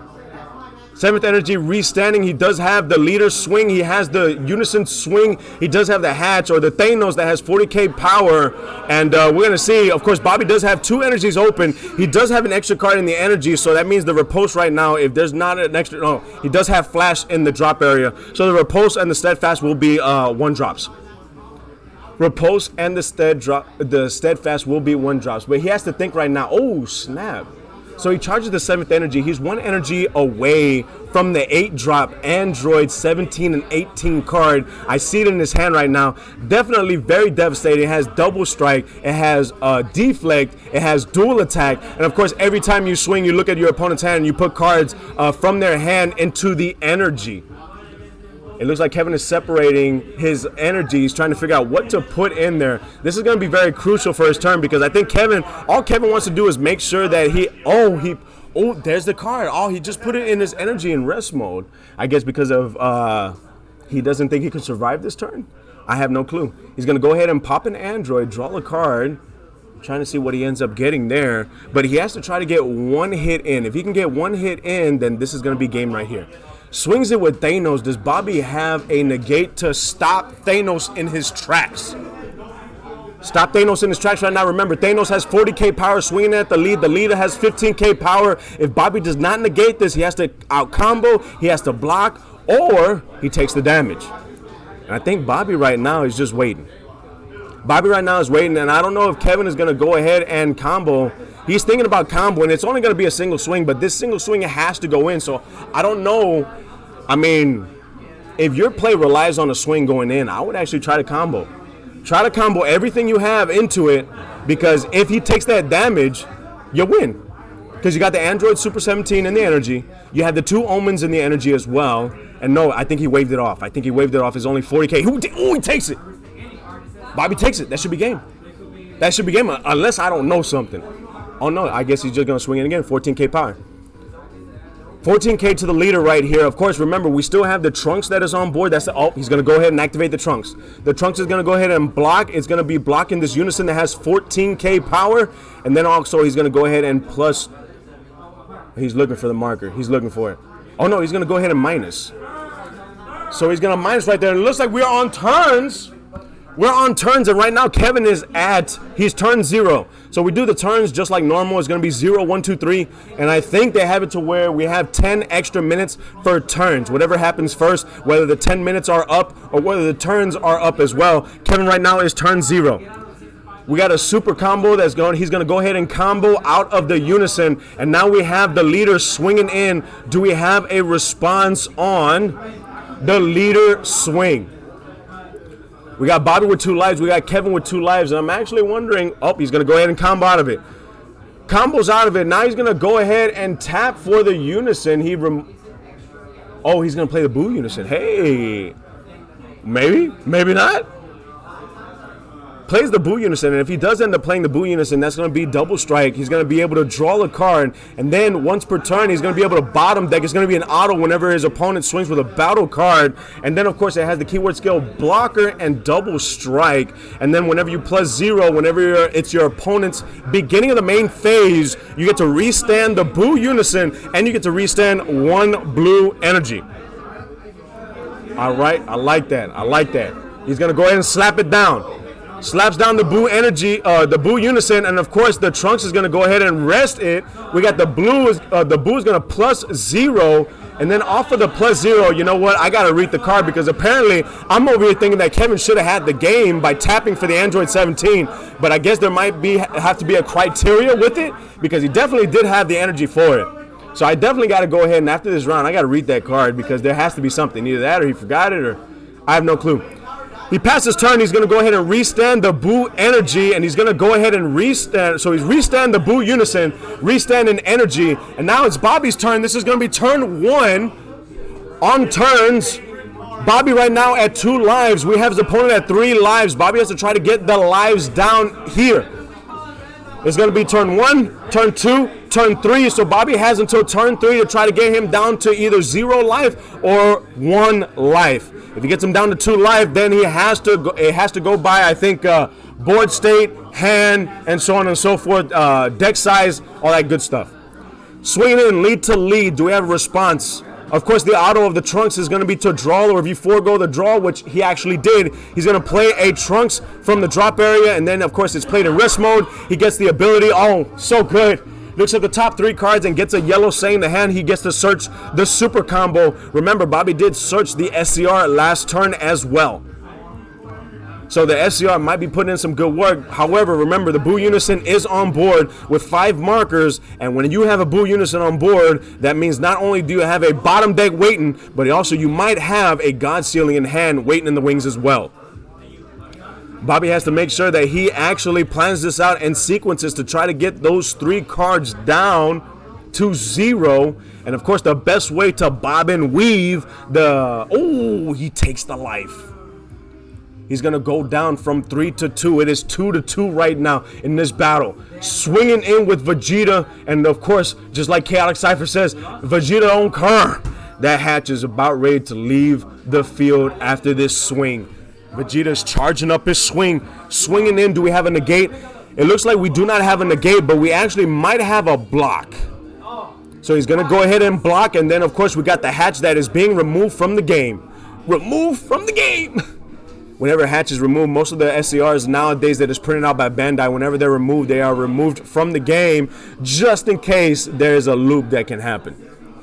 And of course, the Vegeta does go through. So now we got the Buu Unison from 5 markers down to 4 markers. We got the Turtles coming out on board. The Turtles having double strike coming out. And of course, there are no battle cards on the side of the field. So he's going to be able to draw. But he might actually respond to that. Is he going to respond? He might respond. He's going to respond. Oh, nice. So he responds with the Angel and Destroyer counterplay. And of course, he's going to bottom deck the Turtles. And not bad right there. I am a fan of the bottom deck. And so he's going to bottom deck the Turtles on that play right there. And then I mean, Bobby had... Well, I guess they're thinking what's happening here. Secessions and whatnot. Now, remember, when you're doing the order of operations, this card, if I'm not mistaken, the counter, the only thing that's under the counter is play this card. Then it's the auto that resolves and says bottom deck a card. So I think that's what's happening here, and I think after everything is said and done, it did its job and it bottom decked the Turtles, but of course that card is removed as well.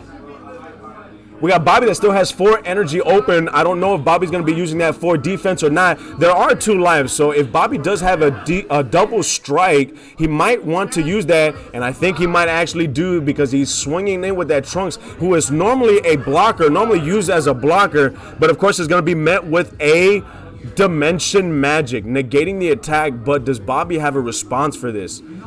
Remember, you cannot count yellow out yet because as long as there are 3 or more energies open, there is time to counter with the Kula. 2 energies open. We got the Dimension Magic being played on the swing of the Trunks. Of course, we do have the tokens that can actually swing now. I don't know if Bobby realized that, but now that the Unison is off board, the tokens can swing. So if he wants, he can swing it with the tokens, combo up. In mid-game right here, these are where the tokens really matter. These are where the tokens really matter, and I don't know if Bobby in his head right now is thinking, oh, snap, the Unison is still on board, I can't swing. But there's a good stack of tokens right there that he can swing in with. Now, granted, they don't have any combo power. He will have to combo from his hand, but as long as, he has a bigger hand than his opponent. Swinging with a token, combo 1. Swinging with a token, combo 1. Eventually, your opponent is going to run out of cards trying to defend, and then when they run out of 0 cards, takes the damage. Swinging with the tokens, player. Swinging with the tokens. No, he's swinging with Putin. La Putin está buena. Swinging, of course, remember the token does, not the token, the Putin does have 5k power. He's swinging in, and of course, we had the Flash. Woo! Flash his opponent. Gained 15k, so now Putin is at 20k power. He's going in for a game. 20k, 30k. Putin is going in.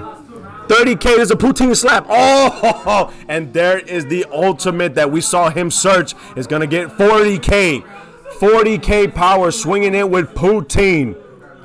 Comboing again. Another 10k, 50k. Comboing, making it to where if the Poutine can't go in, the SCR is going in. Oh, snap. 60k. Oh, snap. 65, 60, 70. Oh, no, wait. It's up there. It's up there. I lost count. Oh, no, it's got barrier. Oh, he tried to bottom deck it. It's got barrier. No, you cannot bottom deck this. It has barrier. Now, wouldn't it be broken if that Majin Buu ignored barrier? He's going to go ahead. He's going to try to combo, but I don't think he's got it. Right there. There you go. Oh, woo!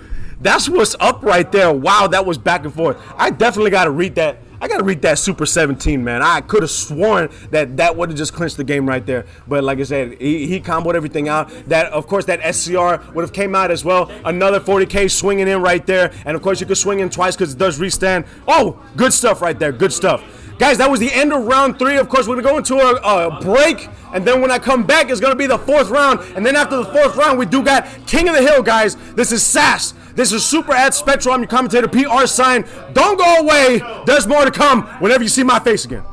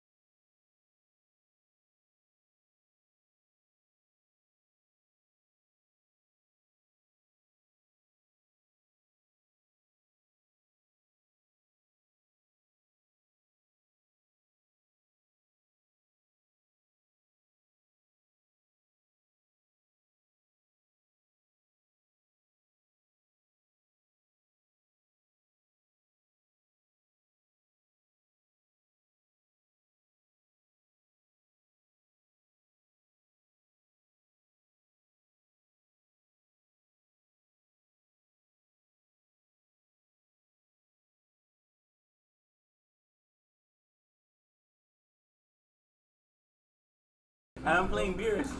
So I just swing with leader, pop with 3 cards. Pop it right there. Hey, what's happening, super player? Oh, I say super players. What's happening, Dragon Ball super players? This is your boy PR Sign, and this is Sass. This is Super S Spectral. I'm gonna go ahead and I was reading the comments. Let me go ahead and reply. I know I'm gonna shoot myself in the foot for this, but you know what? Just letting you guys know, PR Sign, I don't hate anybody. It's nothing but kindness. I look at people every time. I always say hi or whatnot. But just like Alex Cypher says, hey, when I'm focused, and it looks like we headed to the mats. Here we go right there, round 3. Well, actually, no, not round 3. I completely forgot. Final. Let me go ahead and fix this up for you guys. I'm over here trying to not only start the tournament, just to make sure that everybody's on board, but commentating as well. And it's not Bobby. We got what is it? Daniel and Ali. Daniel and Ali. What? What's up? What's up? Oh snap! Oh snap! We might have to go into a quick break. No, hold on, just real quick. Hold on, player. Hold on. Okay, get back to the game. We got Daniel right now. So Daniel is playing U7. He does have his Piccolo Jr. out, the Unison. He does play New Ruler, so this is going to be the one of New Ruler swinging in. It does have double strike. We have the Unison. You want just sit by me, player. Just sit by me. Oh my goodness. I haven't seen you since forever. You got shipped out and everything. Woo! Hey, but hold on. Let me catch up real quick, and then we're gonna have we're gonna have a nice reunion here. So he passes the turn, and of course the New Ruler actually gets warped afterwards. We got Ali. It's gonna go ahead and actually play a Frieza Army card, and then with the leader, we're gonna go ahead and pop it, draw a card, restand in energy. We have Ali right now at 4 lives, so it's a very quick, very aggro early game right now. We got Frieza gonna go ahead and play Frieza's Army, so Frieza's Army is gonna go ahead and play a battle card from the deck straight into the battle area. It's gonna be 2 costs or less, but it actually is in rest mode, and so but it still will afford him a draw, which is actually going to be really good too, because now he can pop this. Since he flipped the leader over, it's a new card. Now he can go ahead and pop it. Try to get true value though. You want to play something else before you do it, because you get to restand up to 2 energies and then draw a card as well. So Ali playing this Frieza that actually was put on the map by Aiden. Aiden actually brought this Frieza deck and actually topped in it. I think he topped in it really high, and I think it was about the same time that that Hatch was a thing too. And so he put it on the map, and a lot of people were actually starting to follow Aiden and actually play this Golden Frieza, and it's a very, very nice build. And I know the last time I've seen Aiden play this build, he had so many one-ofs. This guy played like 15 one-ofs in the deck. He swings in with the Frieza, and then he draws for that swing. 15K to 10K right there. Daniel ended up taking the damage. Excuse me. He's going to go ahead and pop, restand, and then draw a card. He's got a huge book in his hand right there, and it looks like he's going to go ahead and tap in energy to play Black Mass Saiyan and then pass the turn. This bud is right there on the horn saying, is this the final round? This is, in fact, the final round. Daniel against Ali. After this, we're going to go into break, and then we're going to prepare for King of the Hill. We're going to go ahead and plus a marker on there, draw a card. Very strong, the Piccolo Unison right there. Not only plussing a marker, but we got, of course, the Mr. Fantastic art right there. Every single time a counter is being played, you can pop a card on board, 15K or less. And now Daniel is reading real quick what the Black Mass Saying does. Remember, it's by a non-keyword skill that you play a battle card 15K or less, and then you have to get rid of 2 cards. Black Mass Saying still seeing some play in the meta, definitely in sides. I know a few people that I've talked to, you know, Jean Carlos, I've talked to Matt Sublet, kind of iffy on Black Mass Saying right now and where it fits in the meta. But of course, hey, you know what? If you got the slots, why not if you can't find anything else? Black Mass Saying is still an okay card, not as strong as it used to be, because there's a lot of removal nowadays when it comes to getting that card off board. Now, if that Black Mass Saying had barrier, that definitely would be a little bit harder to get rid of. And of course, we got Daniel with his leader still unawakened. It looks like unawakened. Those are the metal leaders, so I really can't tell if it's unawakened or not. But of course, on leader swing, he draws a card, and then they activate main, bursting 3, and then drawing a card as well. And it looks like he got rid of 2 Yamchas on that burst and a negate. Got a card to hand, and then of course, he's going to go ahead and pitch as well. He pitches the Unison. He already established the Unison on board, so doesn't really think that there is much to save the Unison, unless maybe you wanted to go ahead and put it underneath the Unison, the current Unison that's on board, because that's one of the rules of Unisons. The Unison on board, if the names are the same, once per turn you can put it underneath it and add a marker to it. We're going to go ahead and tap in energy, and now we have Gohan being played. You're going to look up the top 5 cards of the deck, and you're going to get a unison specified cost of 2 to hand, or you can get a U7 4 cost or less from the deck as well. And he chooses to get the super combo. Why not? You saw how Bobby was searching the super combos, and it ended up getting him the game too. Being able to search every super combo every time you played that Trunks, that was gold right there. That was really, really good there. We got Chaotic Cypher right there, 3 non-U7 cards on burst. Yeah, that's something you do not want to see there because, of course, on the Awakened side, Goku, you can actually pull a U7 card from the drop area. I mean, that's a plus of dropping all the cards or milling straight right there. He's going to go ahead and restand in energy. He's going to draw a card for the Awaken. Oh, no, he has not awoken. He swung in, drew a card, and now he's going to combo the Gohan. Combos the Gohan here, and now we have Ali that has to combo on top of that. Ali has to, there you go, get 1 card. Combos a cooler, gets that cooler out of hand right there. And now it's Daniel. He still has 2 cards open in his energy. I mean, you could play an Android 17. You could swing in. You could try to filter from there. Or you can actually try to play your own silver bullets because remember, we do have pre-siding that is happening before these games. Oh, Frieza. Frieza's coming out right there, and of course, because you have the amount of cards in the drop area, Frieza comes out. It is a 4 cost normally, but of course reduced because of sparking. And now we got the 2 cards. Oh, we got the Vegeta. Nice right there. Nice. The Vegeta, that's a very nice tech right there. Even though that Vegeta doesn't have U7 on it, the fact of the matter is whenever you have 3 or more energies, if a card were to come out that actually, so if a card comes out and it has 15k or less, you have 3 energies or more, you can go ahead and the card gets sent to the drop area, and then on top of that you can play the Vegeta as well. We got right there, oof. Butter saying he does not pitch for Black Mass, saying that is actually true. Remember, the card was actually casted.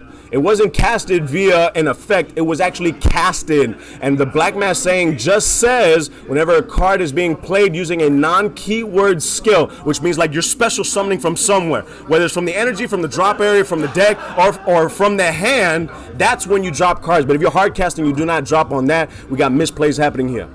Oh, he does have a nice card in hand right there. He does end up playing the Android 17, the one that I had specified earlier on swing, looking up the top 3 and searching a U7 card from among them and adding them to hand. He's going to go ahead and after, oh, he's going to, so he's going to go ahead and combo it. He's just reading it right now. Combo, boom! He's going to go ahead and put that freezer in rest mode, so now it's not that detrimental to him. Very, very strong. The fact that it doesn't have a cost on the defensive play. Normally when it comes to these Realm of the God cards, the top effect on your turn is better than the actual on your opponent's turn, but this yellow one is very good too because like you can put 2 cards in rest mode, it does not matter the cost. He's going to go ahead and charge the 3rd card of energy. And now Ali has 3 energies open. His opponent is completely tapped out. And I believe Daniel does have 7 lives. Of course, it is up in the name bar right there. So I can't tell for sure if it's 7 or it's 6. But I think he still has yet to awaken. Frieza right now is going to go ahead. He's going to... Okay, gotcha. He's going to go ahead. He's thinking about tapping something. You got to tap in order to get this effect going. So he's going to tap in. I'm assuming he's going to be playing a Frieza's Army card. And oh, he's going to go ahead and just raw cast it right there. He's going to raw dog it, play the Frieza. And the Frieza's going to be tapping for 1, swinging in. That's going to be 15k to the leader. Do we have a response on the swing? It looks like Daniel waves it off. And Frieza is going to be going in at 15k. And now, like I said, now it looks like he has 6 cards in life. We're going to tap another card, and it looks like he's going to be playing the 1-drop. The 1-drop is going to afford him a draw, but now he has true value. He can go ahead and pop. So he's going to pop the Frieza, restand 2 cards, and then draw a card. Oh, man, he's got a book in his hand right there. That's the Prisoner of Azkaban. He's got the cards. Oh, he's got quite a bit of good cards in hand, I saw. He's got a Bardock in hand, too. Quite a bit of cards in hand. That's the thing with this Frieza deck. It affords you a lot of cards in the hand. And you can... Oh, he's got his ulti in hand too. Very interesting ulti. He's counting in his drop area to see how many 1-drops he has in hand because it reduces the Sin Shinron cost. And so I think he has enough. Oh no, he's playing the Basil. So plays the Basil, so taps 1 for Basil, draws a card, and now the Basil has an effect that if your opponent has, which in fact he does have enough cards in rest mode, he gets 19k power and oh, nice. So he's going to neg it, but remember the Basil has 9k power, so it's still live. Still alive. Daniel goes down to 5 lives, 5 to 4 lives right there. Is he going to restand the Basil because of course it did have dual attack, and I'm pretty sure he's not going to be swinging in with that Basil to try not to get it removed from board. Swings in with the lead. If he does, the opponent could use another after image to try to get that Basil off board, but I highly doubt that he is going to, because you want to make sure you save the after image for something detrimental, not for a card that's already been negged and it's like a little one-drop Pee-wee.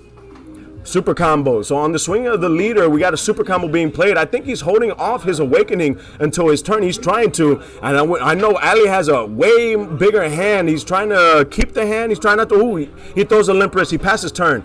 I'm not so sure that's what I would want to do. Me personally, I don't like leaving more than more than one energy open against red, because there's that possibility that red can actually play Crown of Retribution, and if you don't know what that card does, it's a 1-drop. It says if your leader card is red and your opponent has 2 or more energies open, look at your opponent's hand and actually take a card, battle card 20k power or less, and send it to the drop area. Daniel's going to go ahead and activate. No, he's just looking in his drop area. I was about to say he's about ready to activate it. He's looking. He charges a Jiren. So I do hear mixed feelings about the type of unisons being played in this deck. I've heard people say you don't need to play a unison in this deck. I've heard people saying you don't need to play Jiren in this deck. There are so many other plays that you can make on turn 3. And of course, people playing the Piccolo, like I said, arguably one of the strongest red unisons in the game. He does activate the Koltakai, the Mike Wazowski, and of course he puts it underneath his leader, signifying that it's out of the game. And so he is going to go ahead and bottom deck 2 and then draw 2 cards. Nice little filtering right there. But if the opponent actually plays a battle card 20k power or less, he does have to drop 2 cards from his hand. Swinging in right there. He's going to swing with the Android, and of course the Android is more filtering, looking at the top 3, trying to see what he can get, trying to see if he can get the, oh my goodness, he can't get the card, but there you go, he does play Crown of Retribution. So he does get a card to hand. He gets the Goku counterplay to hand, and then bottom decks the rest of the card. Android still swinging in for 15k power, and of course now it becomes 25k with the combo Frieza on top of it. Oh, nice! We got the power of the Super Saiyan, the one of putting the Frieza in rest mode, because he does have a mono yellow energy open, and he's going to go ahead and draw, put in rest mode. He does have to think about out comboing the attack or taking the damage, because remember, that doesn't add any power. Power of the Super Saiyan, the one of, got hit by Bandai not too long ago. Very strong card right there at 4. Ali is thinking about what to do here. He does have the necessary cards to out combo it, but I'm guessing he's thinking if he should combo it or not. And he's thinking right here. Boom. There's his own super combo right there. If you have 4 or less life, your leader card is yellow and all your energy is yellow. You bottom deck a card, draw 2 cards against 10k power. 10k power right there. Oh, he drew some decent cards right there. So now his leader is at 25k to Android 17, 25k. He needs 5k more to out combo it. And then, of course, we're going to see if Daniel has any more plays to make. He does have 3 energy open, and we do know that he plays Jiren. So he might actually finish off his turn by playing the Jiren. I mean, we do know he has the Piccolo, so he could plus, which he already did because there's 5 markers on it. He could swing in with the Piccolo, swing in with the lead, but it looks like he's going to go ahead and tap an energy first. Oh, he's going to play the Goku. Oh, nice. On play the Goku, we're going to go ahead and neg that battle card. Very strong play right there. The reason why I say it's strong is because Ali feeds off of the Frieza's Army cards. And if there are no Frieza's Army cards on board to pop, he cannot activate the effects. And so he leaves the Basil on board. Swinging in with the Goku, and the Goku is met with a Sensu Bean. And the Sensu Bean goes on to that leader. Now the Sensu Bean has now the leader has a base power of 20k due to the Sensu Bean. Swinging in with the leader, we're going to draw a card off of that. Oh, he draws a good card. Oh, he draws a good card. He's going to go ahead and awaken, so restand and draw a card. He draws another good card. He only needs 2 red cards in order to bring out the card that he had drew. We're going to see what he ends up doing on this combo phase. Remember, it has a very good effect too. I'll go ahead and explain the effect once he drops the card down there. I have to be a little bit more reactive in my commentating, because since I am pretty loud, and even though they're across the way, they can still hear me. Daniel thinking right now, and then of course we got Ali.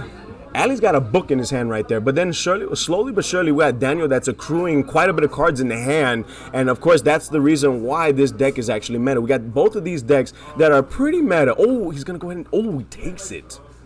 He takes the life. Ali goes down from 4 lives to 3 lives. We got a tap from Daniel, and what is he gonna play? He's gonna go ahead and play another Frieza. Do we have a response for this Frieza being played? No, we got the thumbs up right there. It's going to go ahead, and he's pointing at the Basil. The Basil does have 19k power, and it looks like he's going to tap again. Plays the Goku, negs the Basil once again. So that's 2 negs on the Basil. And I'm pretty sure that Basil is removed from the board. Removed from the board, we get a draw right there. He draws a shoe. Whew. I wonder what that shoe is in there for. So he's got a Frieza, he's got a Goku that can continue to swing and continue going in this turn. He still has his Piccolo that is on board as well. Remember, the Mike Wazowski was already activated. So, oh no, he passed his turn. Oh wow, he passed turn on that one.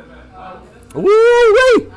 Passes turn, Ali about ready to charge. Oh no, he did charge his 4th energy for the game. Ali with 3 lives, his opponent had 5 lives. And of course, we know that Frieza can do quite a bit, but he has to have Frieza's army on the board in order to afford him that much energy. We do know that as a yellow player, he does have coolers. He has to make sure that the cooler is timed correctly, but he does have the cards. He has the necessary cards to do a little bit of damage. But the thing is, whenever you're playing these back and forth games, if you cannot get the game this turn, you have to remove board presence. That's going to be the big key factor here. Can Ali pass this turn and remove what's on the board, or can Ali try to finish the game? Oh, he's going to go ahead and counterplay that.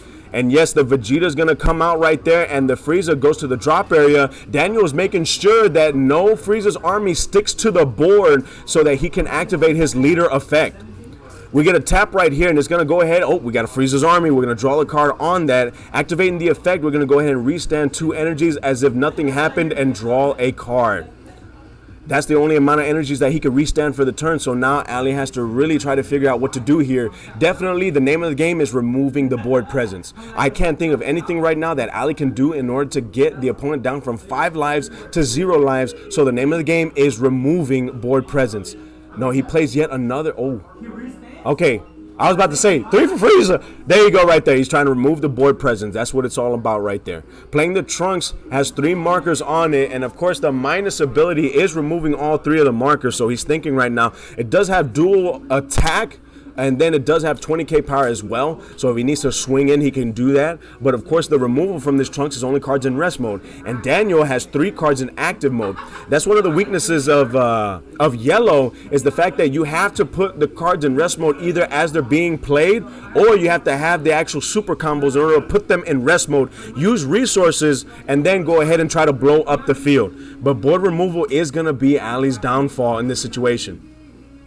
He's going to go ahead and combo with the Vegeta, swinging in with the Trunks, and we do have the blocker negate happening there. Pulls from life. He did have 5 cards in life. He negated the attack, and now a blocker comes out on board in active mode. He's going to swing in once again with the Trunks, and I'm assuming it's going to be met with, yes, it is going to be met with a blocker, and of course no combo on top of the blocker. We have Daniel using the blocker. We have 5 battle cards on board with a Unison. And of course his opponent having 1 Unison on board with 3 lives. This is very detrimental. This is the final match, guys. Daniel against Ali. After this, we're going to go into a break in which we're going to go into King of the Hill. And Bobby, the defending king, is going to be facing off against Prince of Destruction. Very curious to see what he's going to be playing. And I'm pretty sure Bobby might be playing the same deck. He's just going in with the same deck, unless he's going to bamboozle all of us and play something. But he's going to go ahead and -3 and get rid of the cards in rest mode. So he did what he could with the battle cards on board. There are 2 battle cards on board remaining on Daniel's side of the field, which, like I said, Ali did what he could in order to remove the board presence. And it's a significant difference from 5 battle cards to 2. Daniel charging his 5th energy, and if Daniel hasn't seen it already, I'm pretty sure he can go ahead and try to go in for game with the SCR, but of course we need the sequencing as well. We don't want to go ahead and play the SCR, show your opponent that you have it, and then your opponent right there thinking of how he can defensively get out of that turn and actually get afforded another turn. So he's going to go ahead. Oh, I see a nice, beautiful 8-drop right there. Beautiful little 8-drop. It looks, he's going to go ahead. Oh, he's going to go for it. He's going to go for it. Woo! Vegeta! Vegeta going in right there. So playing the Vegeta for 4 and then swinging it. It does have deflect right there. So you can't really do too much to it. And he's going to go ahead and combo. And yes, it is a triple strike dual attack. And he's comboing the Mike Wazowski, and he combos a Gohan, so that's 50k triple strike to Ali. He's going to be dropping some... Oh, that's why you sequence, player. That's why you sequence. Oh, he's going to flash him. He's going to flash him. Oh. He's thinking right now. And of course, that would be the best play, to be honest. You flash, then it's only a single, and now he can't warp it. He can't, well, actually, he has to restand it due to auto pendings. So since it has dual attack, the card does restand, but then it's blanket with skills. So the card restands, he won't be able to warp it and then burn his opponent for life. But yeah, that Vegeta should be in active mode. Should be in active mode. Hopefully you guys are learning a little bit as you guys are being entertained with this commentating. Swinging in with the Frieza. He's going to go ahead and out-combo the Frieza. We got Ali at 2 lives because he did flash the Vegeta and then he took the damage. Swinging in with the Goku. He's comboing. Ali is slowly but surely, he's comboing right here. He combos the Frieza instead of actually using it for the negate. And like I said, because he's tapped out. He's completely tapped out. So now he's at the mercy. Combo. He combos the Bardock. Swinging in with the Unison. Let's see what he does right here. Swing in, Unison, 50k power. I don't know if he's going to combo on top of it. I don't think he should in this case because you know what? Good aggro is some hand destruction in a sense. His opponent is just dropping cards. Dropping cards. That's another Frieza out of hand. Swings in with the leader. Get that draw. Swinging in 15k to 15k unless Daniel has a double strike. Double strike and then drop the hand right there because we do know yellow plays a lot of extra cards. So if you wanted to go for game, this kind of would be the situation, in my opinion. If you got enough cards. Oh, ooh, he negates it. Ooh, do we have a counter play to get rid of the blocker? Yeah, we have Piccolo. We don't need a counter play. We got Mr. Fantastic right there. Pop the blocker. Ooh. So now, if Daniel can overwhelm or if Daniel can bring out another battle card, that might be game right there. That might be game. He's going to go ahead and activate the leader ability to bring out a U7 from the drop area, and of course, preferably a card that he can actually play. Oh no, he just brings out the Frieza so he can defend with it. Brings out the Frieza so he can defend with it. I think he might actually pass turn. He doesn't have any overwhelm, it seems like, because he would have slapped it down real fast. He does have one energy open, so I guess he doesn't have another Frieza, and it might be it right there. I think, like I said, I think the reason why he pulled that super combo to hand is because he might actually be thinking about his defensive turn.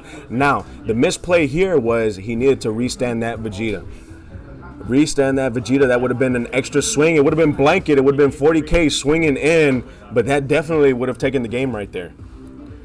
Like I said, the understanding the mechanics of the game can actually increase your game tenfold. Understanding plays like in the last game where Evan U7 actually took the game there, we had Steadfast being played in response to the Apex, and that Steadfast, even though it's a battle card, it was a counter window 1 responding to the Apex. Apex does get played in rest mode, however, then the Steadfast, once it hits board, it does not have any effects to draw, does not have blocker, does not have any of that. So he goes ahead and passes turn right there. I wonder, like I said, I'm going to go ahead and talk to Daniel so he understands. Yeah, he could have swung right in. Like I said, there's only one card in the game. There was 2 cards in the game that actually negated auto pendings. And that was, of course, we got the Petrification, negates auto pendings, and then the Full Shrouded. But, of course, Full Shrouded was banned by Bandai. So now there's only one that I could think of that actually negates auto pendings. Ali about ready to charge his 5th energy of the game. Ali at 1 life. We got Daniel at 4 lives. A nice healthy 4 lives. Ali has to try to figure out what to do here. And of course his opponent is not completely tapped out. He does have 1 energy open, and we do know that he plays after images. So after images might be played in this round, especially to get rid of the Friezas. If he doesn't have any Frieza's army left over to activate the effects, then he kind of has run out of gas. He did play quite a bit of 1-drops. Wow, he charges the 1 of. Woo! Charges the 1 of. I mean, in this particular situation, I don't think that it would be good to hold it in hand since there's quite a bit of cards in this deck that has deflect. Oh, he got it. He got it. So he's playing his Sin Shinron. He does have enough in order to tap for 1 to play it for 1. And so this Sin Shinron does have deflect. It does have the ability to where it cannot be removed from the battle area due to skills. It does have the keyword skill blocker. And of course it does have the auto. Every time you activate blocker, you restand it and it gets negged by 5k power, if I'm not mistaken. 5k. I'm thinking maybe 5k or 10k. Oh, he does play a Frieza's Army, or Frieza's Call is going to bring a Frieza's Army card from the deck in rest mode. So he is going to go ahead and actually restand the 2 energies that he just tapped. So he's going to go ahead and pop it, restand, and draw a card. Going to go ahead and afford. Did he draw 2 cards? Oh player. Oh player. It's above my pay grade. It's above my pay grade. I thought I saw double. Oh man. All right, well let's see. Ali's got to take him down. So there's only one more thing to do, and that's swing. We got the leader swinging him for 15K power to 15K. Oh, it is met with the V raise. V raise right here. Swing. Oh, it is met with the cooler. Cooler. We got the counter. Yes, this in fact, whenever we try to put people on stream, it is going to be the top. It is going to be the top chairs. Top chairs are right now on the stream. Unless the pairs are wonky. You guys and I know that there's been some wonky pairings in the past when it comes to the systems. But yeah, always the number one seat right there we try to put on the stream table. He's going to overrun with Bardock, and Bardock can swing because he cooled. Swinging in with the Bardock, does he have a response on the swing in? Remember, it was the swing in with the lead was met with a V raise, and then we actually coolered. Very good situation to cooler in that fact. He's going to go ahead and Sensu Bean, adding 5K to the Bardock, and that actually might go in unless Daniel is going to go ahead and use a super combo that he had searched in the past turn.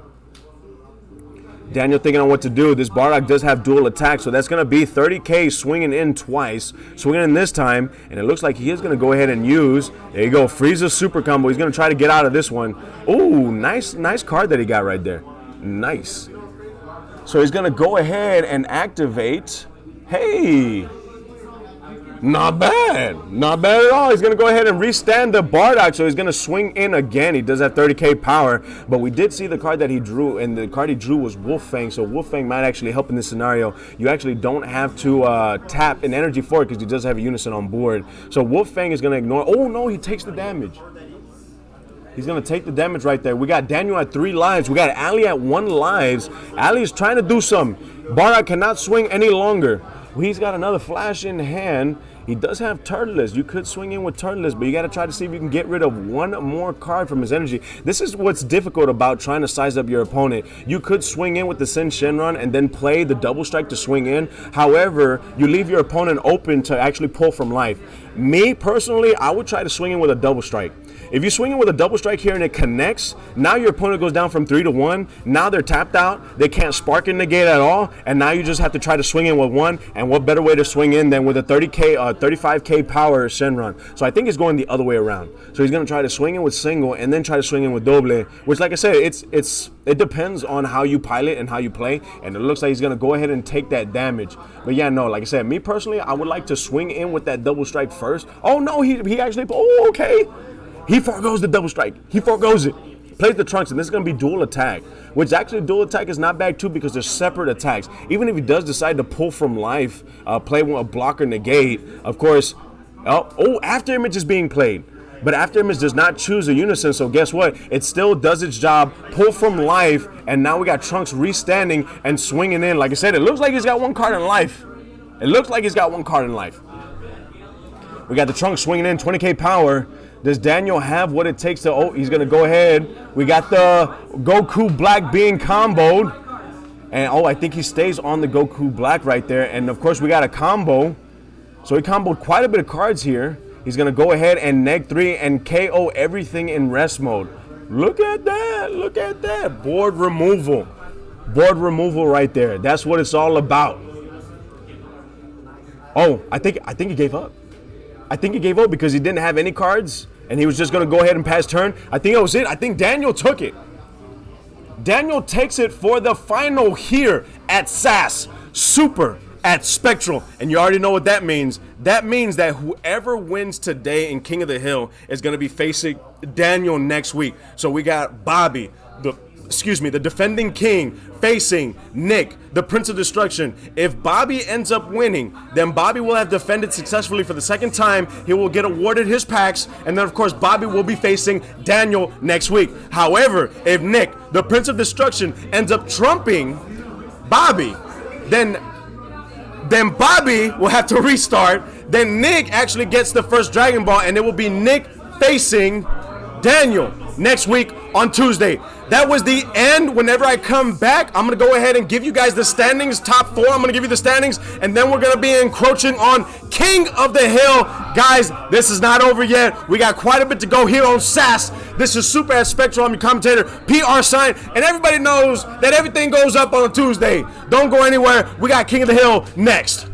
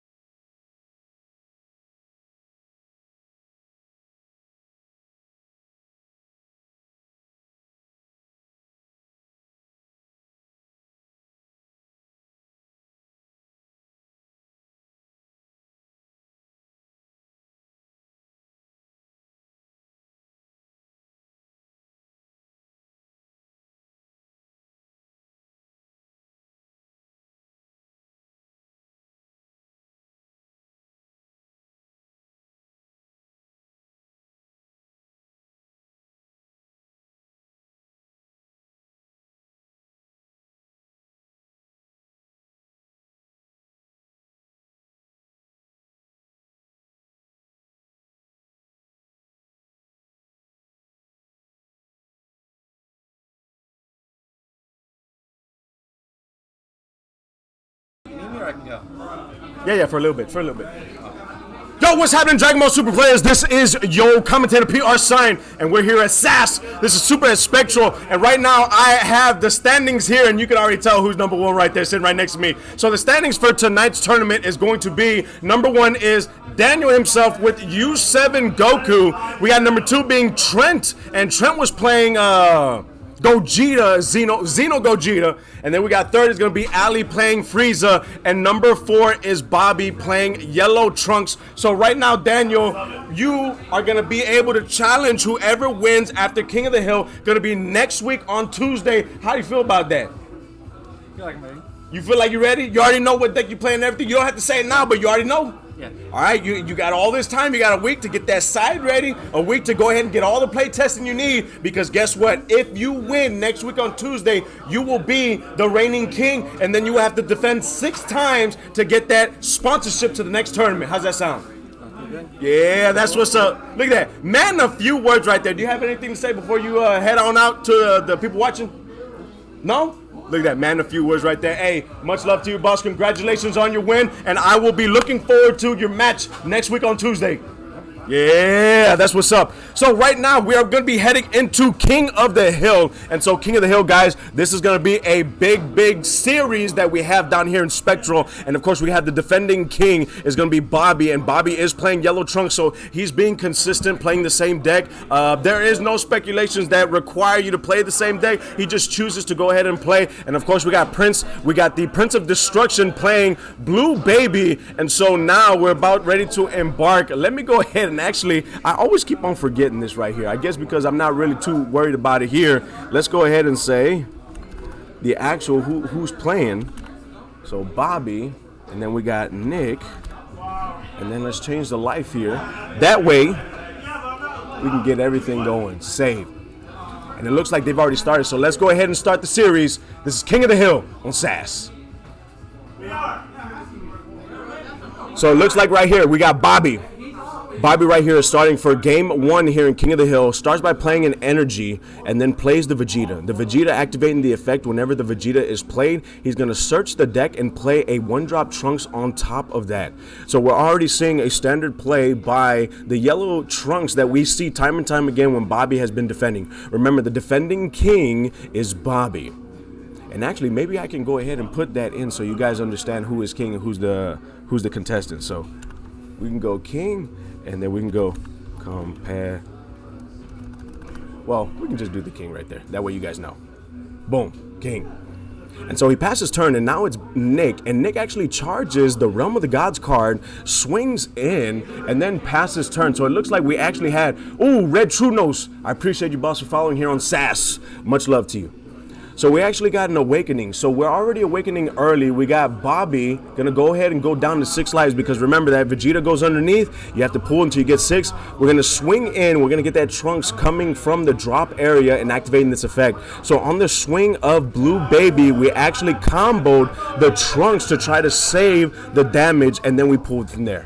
Swinging in on the Blue Baby, and we get some damage taken off. We got the Vegeta being played as well. And now we have the effect. Vegeta is going to go ahead and activate the effect to go ahead and search through the deck. Deck thinning is deck winning right here. Game 1 here in King of the Hill. And we got right now another Trunks being played on Bobby's side of the field. Bobby being the defending king has 6 lives. We have Baby at 7 lives. Looking and see what he's doing. We got Bobby that has 1 energy open. I'm pretty sure he can leave that energy open if you want. Oh no, he's gonna go ahead and straight EX evolve, draw 2 cards, and he actually might go ahead and swing in to try to do as much damage as he possibly can.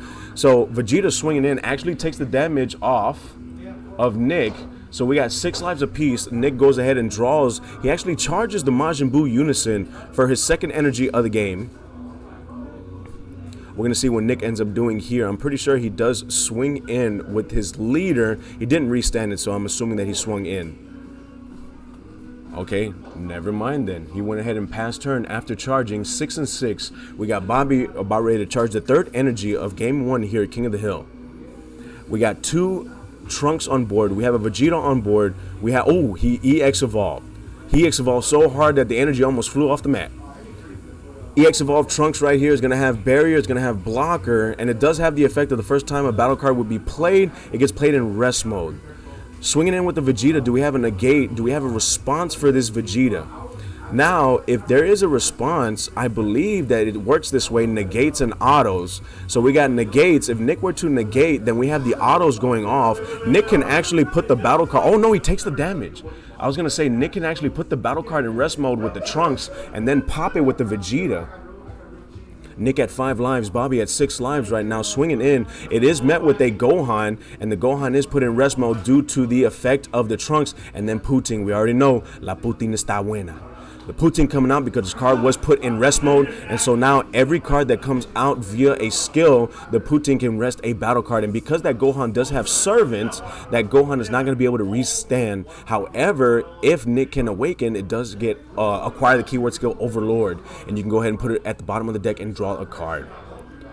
He's going to go ahead and activate the ability of the lead, and it looks like he just drew off of the lead, and now he actually might... No, Nick takes the damage off of the swinging of the lead, and so now we have another EX Evolve of a Trunks. This Trunks, I'm assuming he's not going to swing with. He's actually going to block with this one. We got Nick about ready to charge the third energy of the game. This is game 1 here on King of the Hill, the series, and we're actually going to go ahead and awaken. Draw 2, awaken. Now the ape has the keyword skill Overlord, so he's going to bottom deck a card with the keyword skill Servant and draw a card. Of course, we do have the effect of filtering as well, so you can look up for a card that has a counter skill. He's going to go ahead and swing in and draw a card. I'm pretty sure he's swinging in at the lead right now, and that's going to be 15 to 15, and it looks like Bobby's going to go ahead and take that damage. I think Bobby understands right now that he has to try to push in as much as possible. Ooh, nice. So he's going to go ahead and tap an energy. He gets to choose up to 2 of the opponent's battle cards and bottom deck it. And I'm pretty sure it's a cost of 3 or less. However, there's only one viable target. Everything else on board has barrier. The Vegeta from underneath it goes to the drop area, and it looks like Nick is going to go ahead and pass turn with 2 energies open. Bobby's going to go ahead and charge the 4th energy of the game. With that being said, we got Nick, don't have any battle cards on board. Remember, the field card has been eroded, so if his battlefield is clear, then his counter cards actually are reduced by 1. On top of that, we got Bobby. Bobby still has the Putin on board. He still has the 2 Trunks on board. I'm assuming he's going to be swinging in with one of the Trunkses. He decides to swing in with the lead first. Do we have a response? We do have a D-Mag on the swing of the leader, and of course remember the autos still go off even though the attack was negated, and he's going to go ahead and play the Vegeta from the drop area and then draw a card. We can swing once again, but of course Nick now has 3 energies open, and it might actually be met with another negate. Swinging in with one of the Trunkses, we're going to see if this actually goes through. If I've seen this deck before, I know that he can play. Oh no, we got Gohan coming in, so he's tapping 2, but he understands that the Trunks is going to put it in rest mode, so the Gohan comes in rest mode.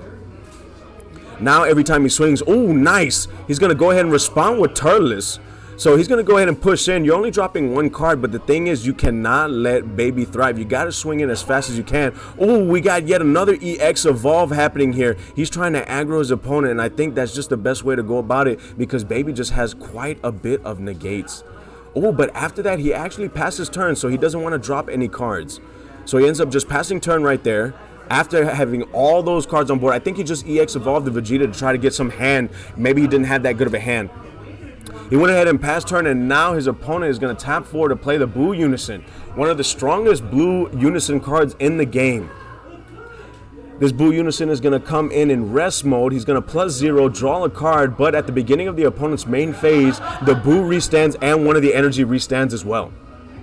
Swinging in with the leader, 15k to 15k power. We're going to see if Bobby responds with a block or with a type of negate, if you will.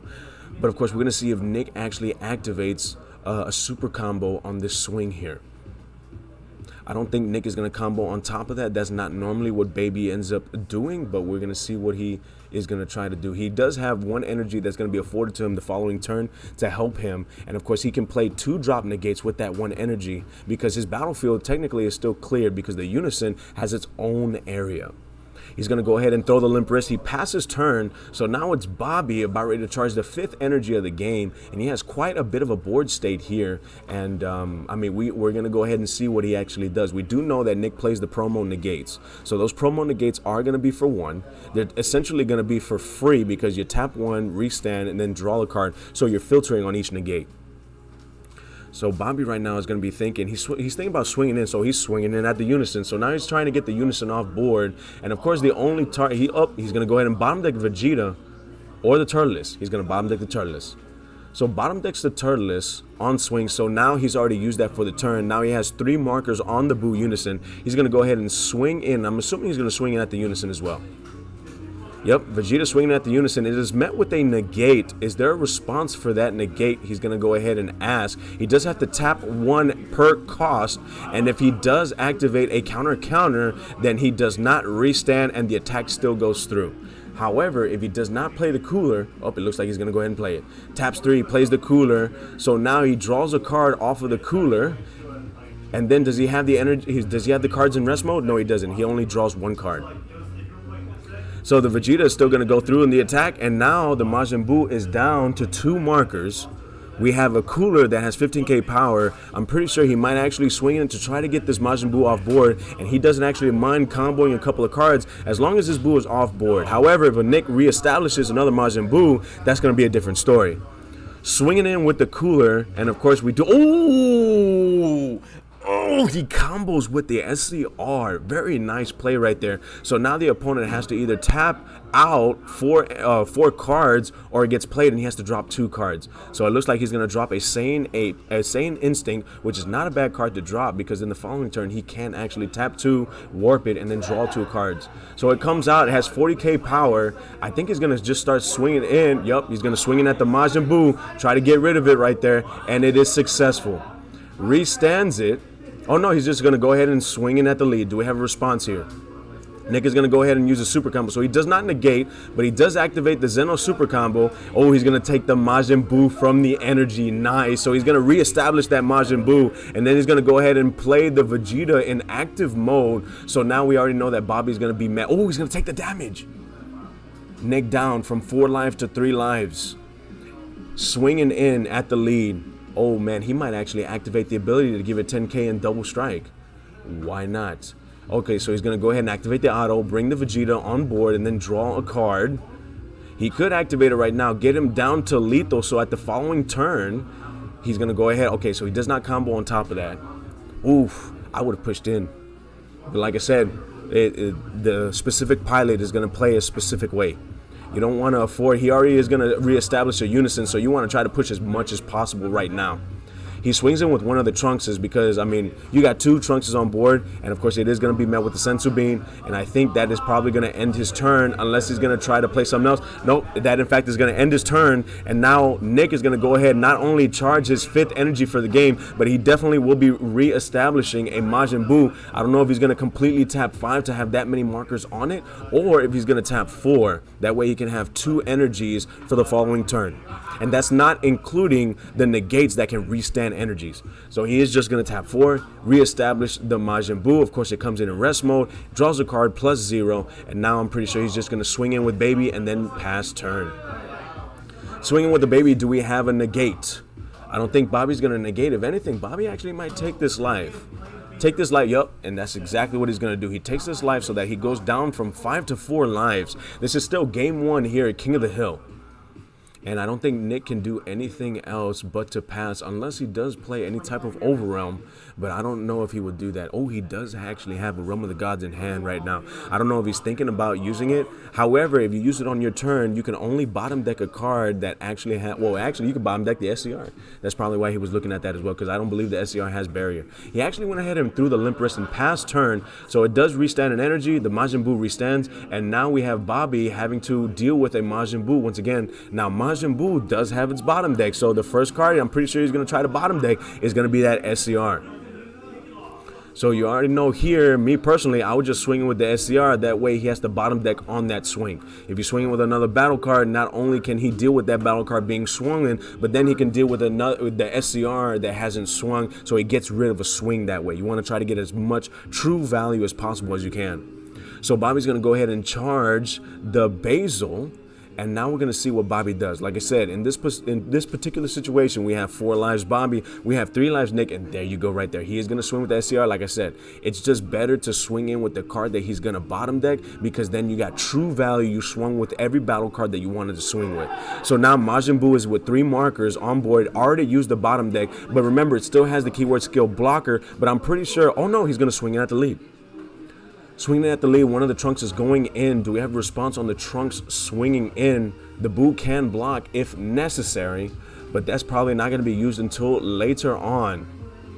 Okay, so no, he's not negating, he's not blocking. He's just going to go ahead and combo with the Vegeta, and it looks like it's going to be met with a Zeno super combo, and he's going to pick up the Realm of the God card and then put it back down. Oh no, okay, so he's going to do his own... He's going to do a swapping right there. He's going to do a swapping. So he's got an ape. You know he got a Harambe in his hand. He's got the Harambe. So now Bobby, now that he has the Harambe, can expect it to come out. So Cooler can be, counter Cooler can be a thing. Swinging in with the Vegeta, of course, it comes in rest mode, but now the Vegeta can pop. Remember, negates and autos. So now that is a plausible target to pop it and get off board. That way Nick doesn't plus with the Overlord, bottom deck it, and then draw a card. Oh, he's going to Cooler it. Ooh, I don't know if I would have Coolered that one per se. I guess he really wants it in. Because the Cooler, I mean, we know now Nick is going to try to hold back. I wouldn't be too antsy about dropping cards right now. I think the Cooler, I don't know how many Coolers he does play. I know the first Cooler was decent, but the second Cooler I do not know about. But he does Cooler nonetheless, and of course the attack is still going through, and we do get a super combo out of Nick's hand. Bottom decking card and then drawing 2 cards. We got Bobby still thinking. He does have 3 energies open, and in this particular situation, you don't really have to worry about it too much because you're not facing red. It's not like blue has its own Crown of Retribution to worry about. But, I mean, if you really want to get that Buu off board, you're going to have to drop some cards. You got to swing in. You got to get it off board, unless Nick is just going to reestablish another one. I don't know how many of the Buu Unisons are played, but it looks like Nick is still thinking, does he want to leave the Buu on board? Remember, the Buu is going to afford him a draw. It is a +0, so he's not going to get any more markers unless he either 1, puts a Buu underneath it, of course with the same name, or 2, he just swings with the Buu, draws, and then actually reestablishes another Buu on top of that, get another draw, and then swing, and it will afford him 2 restands. Trunks is going to go ahead and swing in with the leader. Do we have a response on the swing by Trunks? Of course, Nick does have a hand, but it seems like an average hand. It doesn't seem like a hand that we normally see by blue baby players. But this is what the yellow Trunks deck does. We got super combo. We got 2 super combos being activated. This is actually very interesting to see how yellow going wide like this. And yes, Nick actually does take the damage. Just a reminder, this is game 1 here on King of the Hill, and we got Nick at 2 lives. We have Bobby at 4 lives. Swinging in, of course, with the lead, he's going to go ahead and block because we already know the leader can gate in that double strike. So he blocks on top of that, and now he's going to go ahead and auto. Bring a Saiyan from the drop area. I think he's going to go ahead and bring that Vegeta from the drop area, and then he's going to go ahead and activate the ability of the Vegeta. Looking at his hand, he's just going to go ahead and draw a card. That is a really big hand. That is a really big board. That is really interesting to see how Trunks actually... So he is going to combo 1 so he can remove a marker from the Buu Unison. So he pluses 1 and then uses that 1 in order to do some damage. We got the Buu Unison, if I'm not mistaken, at 2 markers. And I think... I mean, at this point, I don't know if you try to go for it and try to swing in. Oh, he's going to EX Evolve. And with these EX Evolves, it's really nice. It restands on EX Evolves. Both of them, the Trunks and the Vegetas. And then on top of that, you get to draw 2. So I think he was asking to see if he had a response. So the God Ceiling could be a response too. But then I'm pretty sure Bobby would have just played it again. Swinging in at the Buu Unison. He already bottom decked. He already blocked. He would have to negate to save it. Oh no, a marker comes off. Buu Unison at 1 marker now, and it looks like Cooler's going to swing in. I would just swing in with the Cooler and then combo with the other Cooler. That way you can keep the cards in your hand. He does have some cards. He does have the Bardock Overwhelm in hand, so he can continue to try to push. You really don't want Baby to restand all those energy and continue. You want to drop as much cards from his hand as possible. So he swings in with the Cooler. Oh, but he's not comboing with the Cooler. He's actually using a super combo. So he's going to push. He's going to be swinging in with that second Cooler. Combos. Ooh, combos of Pooting. So he plays 2 Pootings in the deck. So super combo. Puting. He's got the 1-drop. He's pushing in right here. But I don't know if this has to be to the leader. This has to be to the leader. This is not to the Majin Buu Unison. If this was to the Majin Buu Unison, then that's definitely over comboing unless he's trying to get those cards in the drop area. We got the super combo, we got the Poutine, and we got the Trunks. Oh, we got a Central Beam being activated. Central Beam is going to go ahead and be on the leader, so now the leader has a base of 20k power for the remainder of the turn. We got a super combo being played, so now the baby is at 20, 30, bottom deck a card, and then drawing 2 cards. Of course, the cooler right now is at 25, 35. Right now he's at 30. He needs to combo 10k more in order to get out of it. Ooh, he drew a Turning the Tide. I would definitely not turn the tide, because if I'm not mistaken, that does not get... Oh, then he comboed the Realm of the Gods. Comboed Realm of the Gods. So he comboed quite a bit of cards not to take that damage right there. Bobby is really putting in a lot of aggression here. And honestly, I feel like that's what you have to do for stall decks. You have to push in as much as possible. Nick looks like he has about 6 cards in hand, and it looks like I think Bobby might be wanting to play that Bardock. He's thinking about it. That's going to be 25k dual attack if he does choose to do so. So he's making room. He's thinking right now, if you do pass it, Baby is going to charge the 6th energy of the game. We already know Baby has a Harambe. We already know that he has a Turning the Tide. He won't be able to play that, not the next turn, but the following turn. He's going to go ahead and play it. So he plays the Bardock, swings in with the lead. Do we have a response? Yes, it's going to be met with a negate. So he's going to tap, but he only has 2 energies open. I don't think he can. No, he can't cooler it. So he's gonna restand and then draw a card. So that's the first attack. Swing. He could swing in once again. Swing in. Got to push in. That way, the next turn, when Bobby, if he survives, is that many cards that are lethal, unless he plays Thanos on him, and then that's when you need the cooler. Because if he does not have the cooler, Thanos is going to be down. That's going to be he's inevitable right there. It's going to stop the turn. Ooh, he tried to swing in and the Mafuba is met. Mafuba! Stick him in the jar. That Buu Unison might be saved unless he does the Poutine slap. Bro, Poutine slap. Do it. Do it. So down in Houston, whenever we say slap, that's when you take a card that has low power and just swing in with it to try to extend plays or to try to actually do some damage. That's what we call a slap. So he's going to swing in with the cooler, and now he's going to try to get rid of the... Oh, he combos, gets rid of it. So very good right here, swinging in at the lead, and then whenever he's met with some resistance, then he goes ahead and finish off the Majin Buu Unison. I think after this, he's going to go ahead and pass turn. He already overwhelmed, and the overwhelm is not even on board anymore because we do have the Mafuba. Now, we have a ruling on the Mafuba. The Mafuba gets off of the Bardock, and the Bardock stays on board. We got the Turnless that's coming out and then swinging in. So he's pushing in. He's really pushing in. Plays the Turnless, swings in for double, and it doesn't look like it was met with a negate. And he's just dropping hand. He's dropping hand. He's dropping everything. He's comboing the Poutine. We got 20, 30, 40. It looks like it's 45 double strike. 45 double strike. We got on the horn right there. What game is this? This is still game 1 here on King of the Hill. Let me go King of the Hill. Let me tap 1. That way you guys can see it up there. King of the Hill, game 1. He's gonna go ahead and combo to try to get out of this swing right here. That is doble, and I think he combos out. Wow. Hey, Bobby pushed in. He did what he could. He passed turn, and now we have Nick that's going to go ahead and try to take this game. Look at all those battle cards on board. That is what Yellow Trunks can do. Wow. Nick right now, 1, 2, 3, 4, 5 energies. He's going to forego the charge. There's no need to. You got enough energy for Harambe. Swinging at the lead, do we have a response? I don't think there's a response on here. I mean, he pretty much swung in with everything. He doesn't have any blockers. I think this is just going to go through. This is just going to go through here. I hope he doesn't think about hard casting the Harambe, because then the Trunks is just going to put in rest mode. But like I said, Nick is a better player than that. He's not going to do the Harambe like that. But man, it's something. So he's thinking, I don't know if he's going to go ahead and take this damage or if he's going to combo out of it. He still has just a little bit of... Oh! So he actually activates battle to gain 10k. Very nice. So he forgoes to use it offensively, but he uses it defensively. He's going to go ahead and tap 4. Reestablishes a Majin Buu Unison. and then he's going to go ahead and plus 0. And I think right after that, he's going to go ahead and, oh, wow, there is a hatch.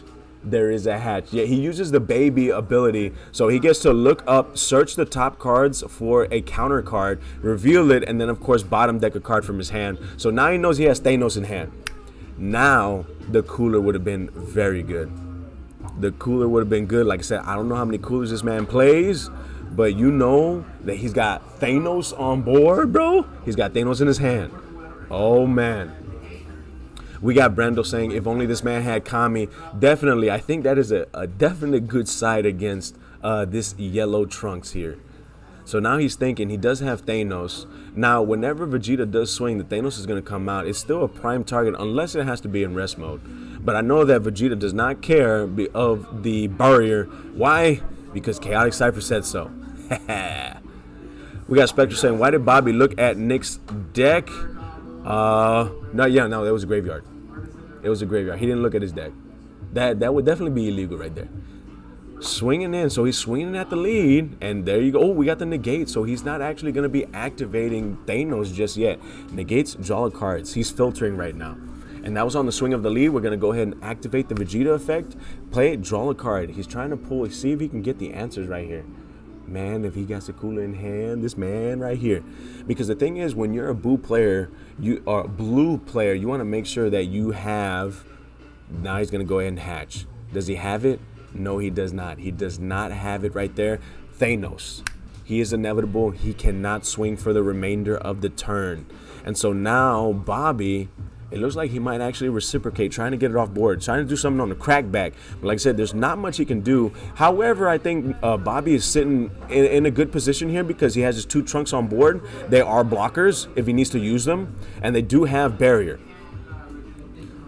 Bobby right now thinking about what to do. He plays the 1-drop, so now he's just deck thinning. Deck thinning is deck winning, and so 1-drop, he's going to search up the top 3, get a yellow saying from the top of him to his hand. Normally he would get a super combo from hand, but we're going to see what he ends up getting here. He gets a 1-drop Trunks. Gets the 1-drop Trunks. His deck is really, really small. This is actually what yellow Trunks can do. This is phenomenal right here. He went ahead and passed turn, and now it is Nick's turn. Nick at 2 lives. Bobby is still at 4 lives. This is still game 1. And, of course, we have the hatch on board. We have a Boo Unison on board. We have, the, of course, Baby. He's going to go ahead and activate the ability. Oh, he activates the +0 ability to draw a card. Now he's swinging in with Baby. Do we have response on the swing? Nope. We're going to go ahead and combo to save himself from the Baby swing. And yes, at the end of the turn, the Mofuba does go. So now the Bardock stays on board. Very, very, like I said, rulings. You know, rulings, it actually can help you. That's definitely another attacker. Dual attack, 25k. Swings in with the hatch. Do we have a response on the hatch? Remember, he does have 2 blockers on board. He's sitting real pretty. Oh, he takes the damage. He wants to save the blockers. Remember, he does have a Boo that has yet to swing with double strike, 20k power. Now, if he does negate, remember, he does have Harambe in hand. Okay, he's just going to go ahead and swing. Now he's going to try to clear board a little bit. So he swings in at one of his battle cards in rest mode. I think he swings in at the Turles, if I'm not mistaken. And then, of course, he's going to swing at the Turles, and then he's going to combo out, swing in. We got search happening here. Okay, so we're activating the leader's effect. So the leader effect is going to go ahead, look at the top 3. He gets a Harambe to hand, and then he bottom decks a card from hand. He's going to go ahead and pass turn, and now Nick has all those energies open because we already know he searched the Harambe, or he searched Blue Baby, and now it's back to Bobby's turn. Bobby gets to restand all those cards, and we already see Thanos on board, so he cannot play another Thanos. This is it here. I think if anything's going to happen, it's probably going to happen this turn, unless Nick has something. He does have 3 cards in hand. He does have a Boo Unison to worry about. But you know what? Go ahead and swing in. Swing in is going to pop the hatch, and the hatch gets removed from the game. Are we going to go ahead and bottom deck? Are we going to go ahead and block it? This is going straight to the lead, 20k to 15k power. Right now, it doesn't look like there's going to be a negate on Nick's side. Oh, he's going to go ahead. Okay. So swings in with the Vegeta, and then the Boo actually bottom. Oh, so he's going to block with it as well. So he bottom decks the Bardock with the marker, reducing a marker, and then he blocks that Vegeta. So 20 to 20, the Boo right now looks like it's at 2 markers. turns the other Vegeta sideways, removes the last marker on there, so it was that one marker, to get it off board. So he's getting rid of it, swinging in with the Turtles to the lead. That's going to be double, and it definitely is. Oh, he's pulling from life. Pulling from life. Nick goes down from 2 lives to 1 life. He's going to swing in with the lead, activate the ability, play the 1-drop, look up the top 3 for a yellow Saiyan. He gets the 8-drop into hand, and he actually can play the 8-drop if he wants to. But if he does play the 8-drop, it will be met. Oh, Nick is going to go ahead and take the life. Wow. Wow. That's what this yellow Trunks does. Wow. Woo. So these guys now are going to be able to head into King of the Hill. So now this is going to be game 2. So I'm going to go ahead and put it on the matchup right here. I'm going to restock the life for you guys. And we're going to be heading. They're going to go ahead and shuffle. I'm pretty sure they're going to power shuffle too. So Nick takes... Oh, not Nick. Bobby takes the first game, game 1 here at King of the Hill. If Bobby wins game 2, then Bobby will have successfully defended for the second time. Remember, he became king against Abraham. He actually faced Christian, defended the first time, and now defending the second time against Nick. This was the very first game. If Nick takes it, he will still be the... Oh, if Nick takes it, he thwarts Bobby. If Bobby takes it, then he will be facing Daniel. Whoever takes this match will be facing Daniel next week on Tuesday as the King of the Hill series continues to try to see who can get that sponsorship. That sponsorship, guys, if you don't already know what it is, whoever gets the 7 Dragon Balls. So, I said I was going to be getting Shenron, but Shenron is right there too. I got to go ahead and see if I can pull it. Hey, do me a favor. Can you bring Shenron? That way I can get everybody singing. He on the table, on the glass. There you go, right there. Yeah. Bring Shenron over here. That way I can show these guys. Yeah, there you go. Woo! Yes, it is. Yes, it is right here. Yeah. We got Shenron right here. So, Shenron, what's going to happen is Nick already has 2 Dragon Balls. Not Nick. I keep on mixing the two, Bobby and Nick. So, Bobby already has 2 Dragon Balls right now. If Bobby takes this game 2, he's going to get the 3rd Dragon Ball. The 3rd Dragon Ball is going to be 3 packs and then that much closer to getting the sponsorship. He has to get all 7 Dragon Balls to make that wish. He'll be getting a box, and then his next tournament, he'll have his flight paid for. He'll have his room paid for, and also he will have the entry paid for. The only thing he will have to worry about is food. That's what everybody is fighting for. That is what this series is all about. That's why whenever, I don't remember who said it, but whoever said it in the chat saying, oh, so if the king wins first, do they get a bye week? Do they face himself? No, it's actually going to be the next runner-up that's going to go ahead and take it because, this, like I said, this is a big grand prize. And so far, we got Bobby that's been putting in with work. I don't think he's actually going to be switching off his deck because every single time he's been playing in this King of the Hill series, he's literally just been playing with Yellow Trunks. I don't know if he wants to just stick with Yellow Trunks, or I don't know if he has any other decks that he want to play with, but hey, you know what, that's the decision right there of Bobby. But it has been a very good series thus far. If you're around, guys, come on. You already know Dragon Ball is every Tuesday here at Spectral, and so of course you'll have to win. You have to get number 1 in the tournament in order to have a shot against the king and a shot at that grand prize. And of course, Spectral is also a place that you can get your electronics fixed as well, whether it be iPads, whether it be phones, whether it be just anything electronic, game consoles. So come on by. Of course, they're gonna make sure give you a quote when you come on by, and like I said, it's a nice place. Whenever you got your electronics being fixed, you can actually play some card games here as well, pass the time. And of course, I already know that David loves his Tekken. He's got Smash in here, he's got Tekken in here as well. I don't remember what those days are, but of course we have different days for different tournaments. I know Monday here at Spectral we have Digimon, Tuesday we have Dragon Ball Super, Wednesday I believe it's Magic if I'm not mistaken, Thursday is Fab. So I'm gonna go ahead and I'm gonna actually throw that out there too. We do have Flesh and Blood on Thursdays, and it looks like these guys are already or almost done with siding. But yeah, so guys, you can also get your electronics fixed as well here at Spectral. Guys, this is SAS. This is Super at Spectral. I'm your commentator, PR Sign, and we are about ready to embark. Oh man, he's siding real big against this matchup right here. I mean, I'm thinking, what can you actually side up against yellow? So if you're blue siding up against yellow, you have to try to get removal because that board was way too big. So just like I think it was Brando or Chaotic Cypher, one of the two saying, man, you know, you need that Kami. That Kami would be very good to side against right now because Kami does state you tap one, you play it, you draw one. So, and it does have deflect. And then you tap 2, every card on the board, 4 costs or less, gets sent to the drop area. So it does blow up the board. And so I'm thinking Kami might actually come back against this Yellow Trunks because Yellow Trunks does really flood the board. It actually goes wide. And we already see that Bobby knows he's playing against blue. And so he has to continue to push in. And I think Bobby's already done with his siding. It's Nick that's going to continue trying to side a little bit more. I actually didn't know that he had that many cards that you could side against yellow. But like I said, there's rarely any blue removal that ignores barrier. We do have the Unison, the 4-drop Unison. I think it's a Goat Tanks. You can actually remove markers and then bottom deck 2 cards ignoring barrier.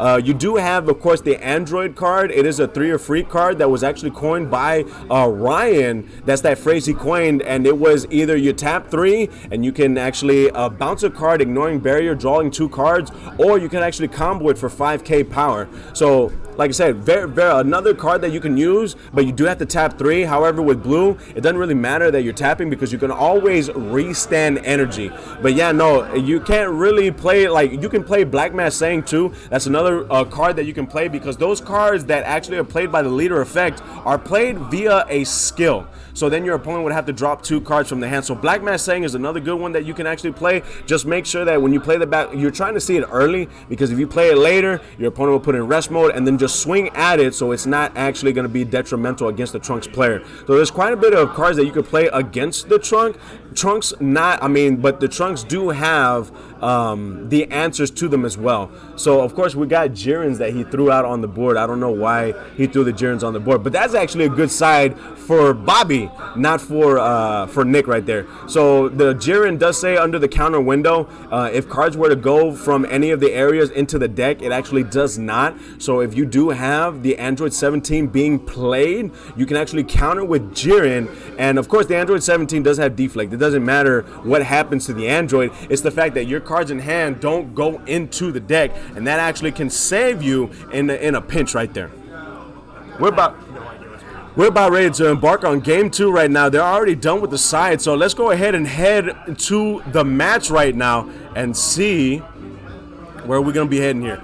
They're going to be shuffling, so we got Nick that has already sided in his cards. He sided in a good amount of cards for this matchup. Now, if Nick ends up winning this game, we're going into game 3. However, if Bobby ends up taking this, Bobby will have defended the title for the second time, and he would get the 3-star Dragon Ball, and of course get 3 packs with that. And next week he'll be coming to play in the tournament, and of course, if you are the reigning king, your entry is free. It's quite the feat, getting 3 Dragon Balls. It really is. It really is. And on top of that, he's been playing the same deck. So everyone knows what he's playing. Everyone knows what he's playing. Did he change the sideboard at all? Well, the thing is, I know there might be a few cards he probably changed in, but I don't think there's too many cards that he put in there. The chain is the same. Yeah, the chain is, he's not ghost siding or anything like that. It's just like little silver bullets here and there. Like the cards that Bobby can put in are going to be the Mize. Yeah. And so they do have barrier, and if your opponent were to restand due to a counter, then you get to take one of their energies and take it from the energy to the drop area. So there are some plays that can be made, and it looks like they're already shuffling, they're cutting, and this is it right here. This is game 2 here, King of the Hill of the series. I actually have it up there for you guys. Oh no, right there. We got KOH2 signifying game 2, and let's go ahead. I already got the lives right back to where they were, and of course, since Bobby got the W, Nick is going to go ahead and start the game, and there we go. Oh, he started off with the Black Mass Saying. He knew. He saw it. He knew. He cited it right there. Hey, yo, Verante. Hey, I appreciate you, boss, for following here at SAS. Much love to you, man. SAS, super at Spectral. This is the King of the Hill series. We got Bobby going to go ahead and charge the Realm of the Gods for the first energy of the game. And it looks like he's going to go ahead and the play that they'll do. Oh, the Vegeta. Taps the Vegeta, and he's going to go ahead and draw. Swinging in with the Trunks leader, draw again. And it looks like Baby's going to take the first damage of game 2. He's going to go ahead and pass turn, and now Nick is going to charge. Ooh, he charges the Mafuba. Charges the jar right there for the second energy. Swings in with the leader. Do we have a response by Bobby? I think Bobby's going to go ahead and... Ooh, I just saw what Bobby sided in. This man right here is just thinking. So the thing is, there are many ways that you can side in against your opponent. You could side in on something that hinders their deck. You can go side, or you could side against their side. And that's exactly what Bobby did, because Nick is putting in. Nick, we got the silver bull. Well, actually, he's got the black mass saying. So Nick, he actually has the power duo. He sided in against his side. Own silver bullet. There you go, right there. Yup, there he goes, right there. That is it. That's a smart card. Wow, smart. He went ahead and he taps an energy, discards it, draws a card, and next it, ignoring barrier by 5K. Swinging in with the leader, it is met with a Gohan, and we got Trunks that is being played from the drop area. We search, and it looks like he searched the super combo. Searches the super combo. Ooh, nice. We got search. No, not a bad search at all. Let me go ahead and switch that out for you, because Bobby did awaken, and now he's going to go ahead and EX evolve. So now we have Trunks restanding. We got the 3-drop Trunks. This right here is the playmaker of the deck. Very, very hard to play around, because it can actually put unisons in rest mode as well. Passes the turn, and now Nick is charging his... Oh, he charges Android, turning the tide. We do have a Brainwash on board with 25k power due to the keyword skill of Servant. Swings in, and it looks like Bobby's going to go ahead and take that life. So he goes down to 5. And Nick is going to go ahead and pass turn. Nick at 7 lives still. We got Bobby at 5 lives. We're going to see what Bobby ends up doing. Charging the negate blocker. Bobby can do a lot here. He really can. I mean, we saw in the last game that he actually swung in wide many turns. Swinging with the lead, of course, he does have a response to draw or to play. I get the feeling he's going to go big instead of wide this match. There you go. He might actually go tall, because his board is not as big as it was last game. Oh, he did it again. Oh, my goodness. So he plays the Trunks from hand, looks at the top 3 cards, and he actually searches the ultimate. Wow. This man here. So he searches his... This is actually... I want to say it's his favorite ultimate. He loves this ultimate right here. So now his opponent knows that he has it in hand. And I think he went ahead and took the damage. So now Nick goes down from 7 to 6 lives. He's going to go ahead and play the Trunks, the 1-drop Trunks. He's going to go ahead and search for a Vegeta. And I think we're going to see some EX evolving here. Oh, yeah. I mean, your cards have barrier. The only card that doesn't have barrier out of the EX evolve is going to be the Vegeta. Vegeta's not going to have barrier, and of course the Trunks that's in rest mode does not have barrier as well. So he's going to go ahead and tap. Boom. Why not? Because you swing in, you get rid of the Gohan that's right there. You draw 2 cards. Swinging in at the leader. Do we have a response? Boom. KO the Gohan. Removing that board presence right there. We got 20k to the lead. It doesn't look like there's a negate being met. He's going to take the damage. So Nick goes down from 6 lives to 2 lives. It is 5 lives up on both sides of the field. Oh, he's going to go ahead and play yet another Trunks. See, this is what he did last game that solidified the game. He had 2 Trunks. Oh, nice. We got the Goku. We got the Goku that actually says, so it reduces the cost by the amount of energy that the opponent has. So it normally has 6 cost. Yeah. It comes in, it has deflect, it has barrier, it has triple strike, it has unique. Always got a lot of keyword skills. Always got a lot of keyword skills. Man, but then this is the thing that Bobby actually established his board like this. Had 2 Trunks, always swung with one, and then had the blocker for the other one. It looks like we're actually going to swing in with the Trunks, which actually I don't know if that was a pretty decent play, because Bobby, now that he has the Trunks in the drop area, he's just going to keep on recycling and searching everything that he needs. In most cases, he actually searched his super combos with this Trunks from the drop area. Swinging in with the Goku, it has triple strike. I wouldn't be surprised if he actually blocked this right here. I don't think Bobby's going to take 3. He doesn't have any energy open, so he can't flash it or anything like that. He out combos it. Oh, man. So, of course, we do have Goku having 20k power. Yeah. 20k power, triple strike. So, low power. Hard to combo out. Yeah, not hard to combo, but you know what? It forces something out of your hand. Oh, yeah. Forces something out of your hand right there. It's never a bad thing to just swing. But you know what? The Goku does have an ability that I forgot to mention. If it is in rest mode, you can't swing at the leader. So it's a deadly defender.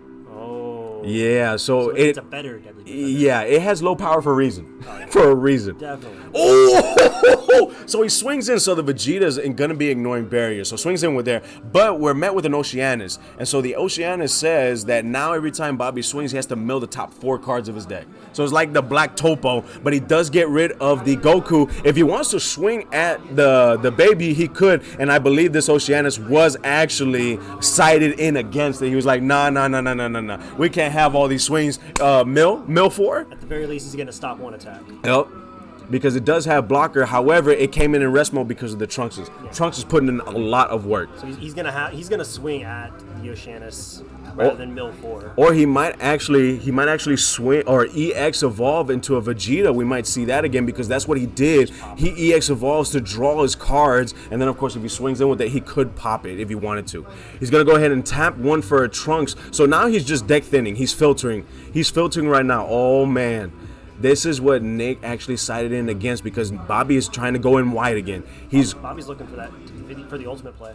He's looking for the big play. He's looking for his coolers too. So if it's met with a negate, counter, we can't see another Oceanus again because that Oceanus literally stops his turn. He doesn't want to mill 4 cards. He went ahead and passed turn. Did they limit that cooler to 1?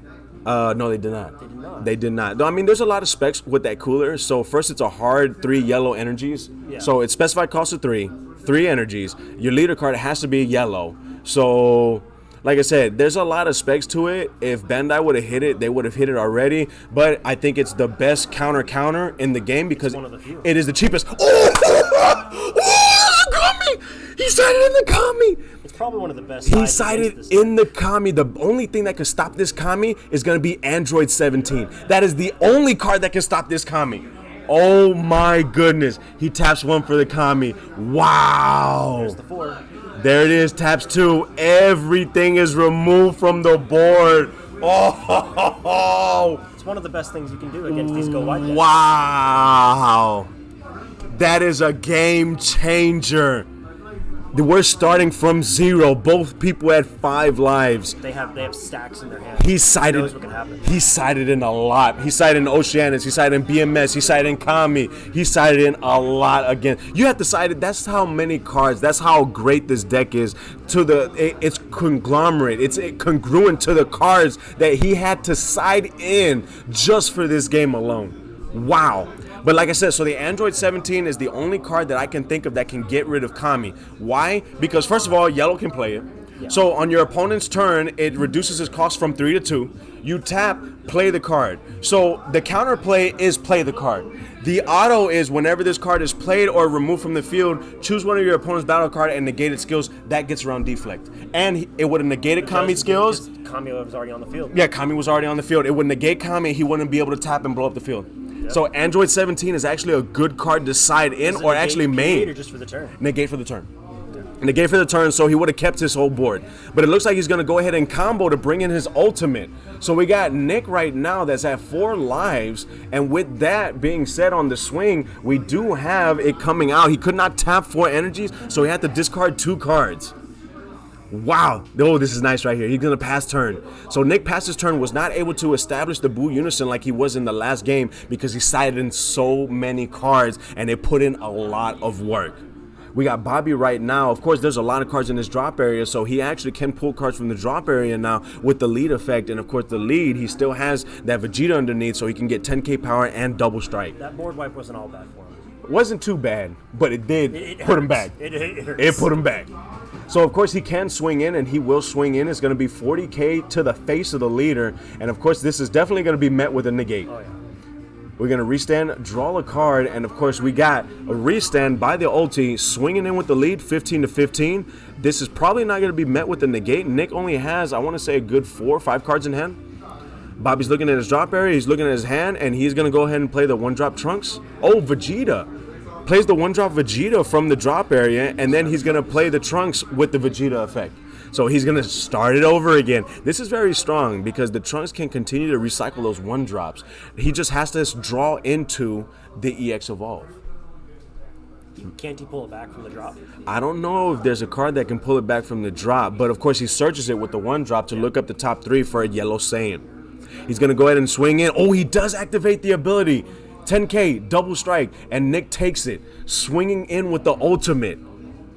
Swinging it, that's going to be 40k to the face. Is Nick going to go ahead and negate this? There are 3 energies open. You can Mafuba, you can go ahead and Goku, you can do, he's going to go ahead and brainwash Gohan. It's going to negate the attack. Now, every time he wants to swing, he has to actually bottom deck a 1 card from hand. He's going to go ahead and EX evolve. Now he's seeing his cards again. Oh, is there another Kami in his future?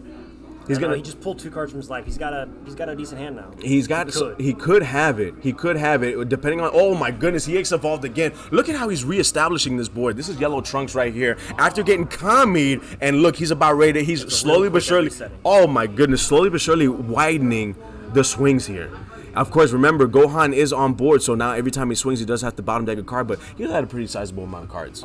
Pretty good sizable amount of cards. Swinging it, so he is going to go ahead and forego a card from hand, and he's going to swing in it. It is going to be met with a negate right there. So we got D-Mag, and he is going to go ahead and just tap and then restand, and it looks like he's going to pass turn right after that because he did draw a card. Yeah, he went ahead and passed turn. Ooh. What's Nick going to do? I don't know, man. He's about ready to charge. Oh, he does end up charging, so he's got 6 energies. I think he just wants to get enough energy. He does have enough energy for Harambe, so he can use Harambe. He does have Gohan that has 25k power due to the keyword skill Servant. He's going to swing in. What's he swinging at? That's the question. I think he's swinging in with lead, to be honest. And honestly, yep, he's just going to take it. Okay. He's just going to take that life. So he swings in so that he can use his super combos now, and then he's going to go ahead and bottom deck it due to the keyword skill Overlord on the leader, and then draw a card on top of that. It was smart on Bobby to take that life. Yeah, Free life. I think so. I think so. Try to see as many cards as his hand. He does have his Trunks, so the first card that comes out, put it in rest mode, and then of course the Trunks is a blocker barrier. Yeah. Game 2, right? Yep, this is game 2. He's going to go ahead, and it's met with a negate. We have a Frieza coming out on board. Do we have a response on the Frieza? He could Harambe if he wants to. The Harambe is not only going to counter this Frieza, but he's going to go ahead. Oh, he's going to tap 1. Oh, there's a Kami. There's a Kami. He's going to go ahead and board wipe again. That side. Oh, that secret stays on board, buddy. That secret stays on board, player. It's only 4 costs or less. 4 costs or less. Man, that would be broken. It gets rid of everything. Woo! I mean, I feel like they should have put some sort of board wipe that does that. Maybe just has to tap for more or something like that. Oh, you know what? There is board wipes that exist like that. Like you got the Boo, you got the Majin Buu Unison, you got the green one, the Bibbidi or Bobbidi Unison, where you play it, pitch a card, destroy everything, ignoring barrier. So there are some board wipes that exist like that. But he plays yet another Kami. He literally, so all of his side cards he's actually seeing, and it's actually putting in big work against Bobby. I'm actually curious to see if Bobby can actually reestablish his board the same way he reestablished his last time. It's hard to tell how much cards he has in hand, so we don't know. He does quite a he does have quite a bit of cards in hand. He's gonna go ahead and pass turn. So now we got Bobby at 4 lives. We have Nick at 2 lives. We have Nick at 3 energies open, and of course we got that SCR on board. I'm actually very curious, of course, with the swing of the leader, he can bring out a Trunks from the drop area and continue over and over again to try to reestablish. The question is, does Nick have the counters necessary to get around that? Exactly. I think Nick actually might, because Nick actually has a good sizable amount of hand in this game. Oceanus. Oceanus is coming out right here. He has to tap 2 for the Oceanus. Is it going to be met with a counter? That would be definitely a good thing to do right now. Counter, cooler. Probably the only thing he can do right now. Yeah, and it looks like it's gonna. Yeah, he's asking. Nick is asking, like, Pontius Pilate, is it good? Is it not good? And it looks like it is good. So now every time he swings, he has to mill the top 4 cards of his deck. He's gonna go ahead and activate the leader ability. So instead of drawing, he's gonna play a Trunks, and now he's gonna search up the top 3. Oh man, this Trunks has gotten him games. He's gonna get, this is what he sided in against his opponent's side right there. Okay. That's the card where you can actually tap a yellow, pitch it, draw a card, and then choose up to 2 of your opponent's battle cards, ignoring barrier, and reduce it by 5k power. So he's gonna hold on to that in case he's holding another Kami. In case he was holding another Kami, but even a Black Mask. I'm pretty sure you play the Kami, he's going to activate it. I mean, Nick has played the Kamis and then activated right then and there. Played it and activated it right then and there. And he's going to go ahead and actually neg it. So he does do the power couple, gets the Oceanus off board, and he's reestablishing again. He's got a Trunks. I wonder how many Kamis Nick put in his side. At least 2. It's not a card you would just do 1 of. I mean, he's reestablishing. Look at that. Now he's got a Trunks on board, which the Trunks is actually very good. I mean, it's got the effect. The first battle card gets played in rest mode, and Unison card. The Unison comes in rest mode. It is a blocker barrier. It is just very annoying to get around. Very, very annoying. And it looks like he's going to pass turn. So Bobby passes turn. Ooh, this is saucy. This really is, man. I'm actually curious to see how many cards this man sided against his opponent. We got Nick. I think he might forego the charge. No, he's gonna continue. 1, 2, 3, 4. He's got 7. He's got 7, so he could turning the tide if he wants to, depending on how many cards are in his hand. However, I do not suggest doing that because he doesn't have that many cards in his life. He's gonna Boo Unison. So he establishes a Boo Unison. Of course, it comes in rest mode due to poutine. La poutine está buena. We already know that. Oh, it's too good. Because the Majin Buu is in rest mode, was put in rest mode by the Trunks, the poutine comes out. Very easy right there. Very easy. You can't swing it though, but you can still activate. Oh yeah. He can still activate the +0, and then of course the main, at the beginning of the opponent's main, you could restand the Buu and oh, he takes the damage. Oh, he takes it. He takes it. Bobby down. Real close. It really is. Oh, he plays the Vegeta. The Vegeta on play is gonna bottom deck 2 cards. He's thinking on if he's gonna actually do something about this. Yeah, he's gonna put it in rest mode. But of course he's gonna bottom deck. Yep, he's gonna bottom deck 2 cards. So putting that in rest mode because that Vegeta has 20k power and dual attack. 20k power and dual attack. You want to make sure that that is not going to be putting in that much pressure. Looks like he bottomed the secret too. Yeah, he bottomed the secret, but I think now the secrets all have, if it's removed from the field, Yeah, it's removed from the removed game. from the game. And then of course he bottom decked the steadfast. Like Not a bad thing because it was just a giant beater. I don't think Bobby needs to continue charging at this point unless he's actually thinking about going wide again. Oh, he does have a cooler, so he's gonna need that energy. Yeah. He's gonna need that energy big time. He has 4 energy besides cooler. You can do a lot. He can do a lot with 4 energy. Swinging in at the leader, lead to lead. Do we have a response on the lead swing? Of course, we do have Nick that has a pretty good hand. He actually did not have that good of a hand last game, but this time Nick is using his resources and making sure that he has his side cards being played, that he's using them immediately, and now he actually has a good sizable amount of cards in hand. We do have a swing by the leader, the yellow Trunks, and then of course we got the Vegeta being played, and we got super combo activating. This man has Champa. This man has a Champa. He's gonna combo, super combo. This man has a Champa. This man has a Champa. So he's swinging. That's 2 super. As long as Champa's been in the game, you'd be surprised. You're surprised at how often people don't account for it. You know what? That's a card that everybody knows of, but it always sneaks up on you. Oh no, he didn't Champa. Oh, he took the damage. Now everything is lethal. Oh man. Pressure's on for Nick. Pressure is on. We got to play a Vegeta. We're drawing 2 cards. This is the filtering. Look at this filtering. Oh my goodness. Swinging in, and of course we know that it's going to be met with a negate. Oh, he's going to play it. He's going to play it. This will be the he slapped it down. That is the turn right there. That is how you cooler. You cooler right there, and then now he can actually draw 1, 2. Yep, he can draw 2 cards. The cooler, you get a draw on play, and if you have 6 cards in rest mode, you can draw another card. So 1, 2, 3, 4, 5, 6. He does have 6 cards, so he can draw 2 cards. So now he has the cooler. Now this attack is still going in. So now the Majin Buu. Does it specify 6 cards or 6 battle cards? No, cards. Cards? Okay, so Yeah. the leader is counted. The leader's counted. It's cards. So he'll be able to draw 2 cards. And then on top of that, this Vegeta is still swinging in. So now we have the Majin Buu. Remember, negates. That happened. Now the negates are not off. The negates is off. Now we have the Majin Buu that can reduce a marker to bottom deck. Oh, he's asking if it still goes off. No, the counter, man. Yeah, counter just... Counter. It's negated, bro. So now the cooler, he's going to draw 2 cards, and he's going to continue the attack. And then Majin Buu, like I said, he can either block it or he can bottom deck the Vegeta. And in this situation, it's going to be difficult because he's got 1 energy. His deck is getting real small. He's got to push. He's got to push. He's still swinging in with the Vegeta.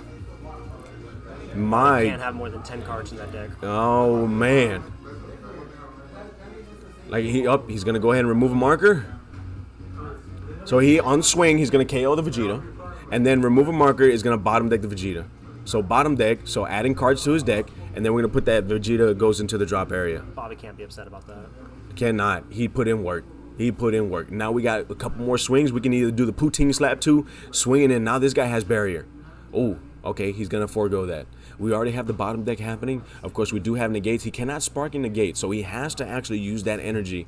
And it looks like he does have a super combo as well. Look at the hands though. Nick only has a few cards in hand. Bobby has a giant grip. Oh yeah, he does. Things aren't looking good for Nick. We're gonna go ahead and draw a card off of that negate. Swinging in with the cooler. Do we have a response on the swing in with cooler? Everything right now is lethal, and I think Bobby does have the I feel like Bobby can Bardock. just combo. If he can get away from a counter, Bobby can just combo out. Oh yeah, for sure. Oh no, there's the block.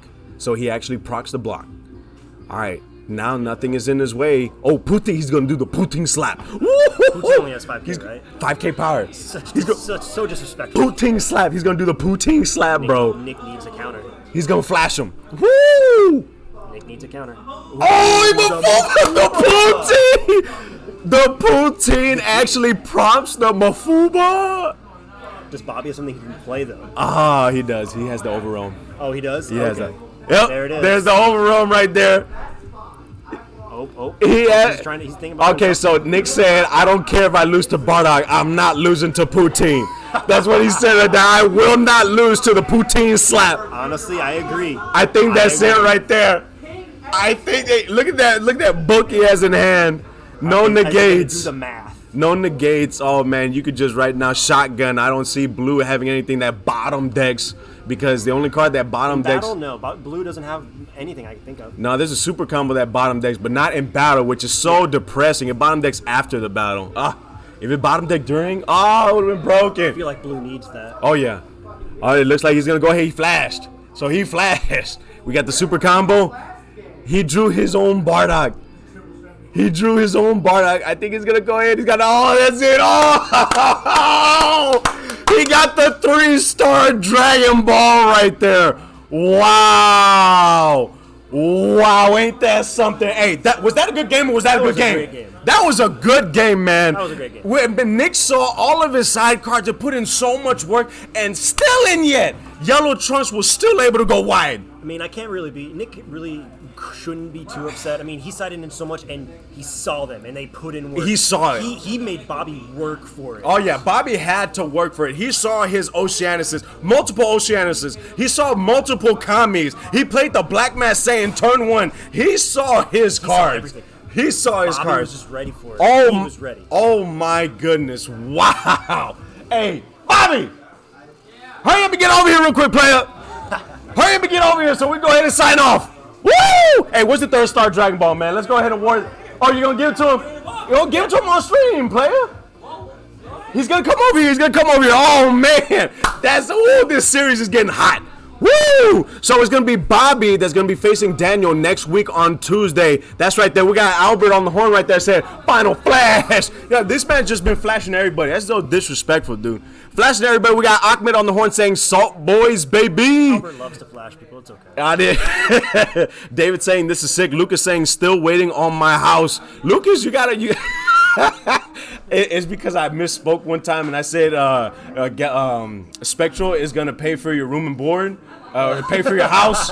He's like, oh snap, I want my house. I was like, nah, pay for your place to stay when you go to the tournament right there. And then of course we got Tevin saying, great commentator as always. Hey, much appreciated, boss. Much love. Like I said, I love commentating. It's one of the things I like to do. And whether it's one person watching or 1,000 people watching, PR sign is going to be PR sign. Look at this man right here. Ah! So we got the Shenron. Here making a little ritual. He's got the 3-star. Go ahead and set the 3-star right there. And that's going to be 3 packs. He's defended successfully twice. And now you are going to be facing Daniel next week on Tuesday. Daniel has already left, but... it's going to be 3 straight games I face a former teammate. Oh, a former teammate. Christian, Nick, and Daniel. I didn't even know Daniel was on your team. Yeah. Woo! He's on dormant. Hey, you got people that are saying congratulations. Of course, you got your captain right there, Ahmed, saying Salt Boys. And of course, we got Jwak right there, Salt Boys for the win right there. You really just, the thing is with you, man, I think you just know how to turn it on and turn it off. You know how to pump the gas. You know how to pull the brakes. You know how to do what you need to do. And against... a third former teammate row. And against Blue Baby, he actually went really, really aggressive. So, is there anything you want to say? Bobby, before we close, is there anything you want to say? Any shout outs or whatnot before we close out the stream for the day? Of course, shout out to my team. That's it, man. A few words. Shout out to the team right there. Ernest right there. Let's give a shout out to Ernest. He drove all the way from Africa in order to make it here to Spectral. I mean, it does feel like Africa. Where you from again? Angleton. The Vault. He's from Angleton. He's from Mangleton right there. And, of course, we got the top. He was top in Nationals in Houston. Like I said, arguably one of the best players in Houston because he topped in Nationals right there. Graced us with his presence today at SAS. So, with that being said, let's go ahead and close out. This has been SAS. This is Super at Spectral. I'm your commentator, PR Sign. We have our reigning king right here, Bobby, with yellow trunks. We'll be facing Daniel next week on Tuesday. And I can't wait for that, guys. You already know, whenever the day comes, I will be posted on the discussion page along with the link. Hopefully you guys had a wonderful night as I did commentating. You guys have a wonderful, blessed night. UBI. So probably you want me to win next weekend, so you play me in the 4 week row?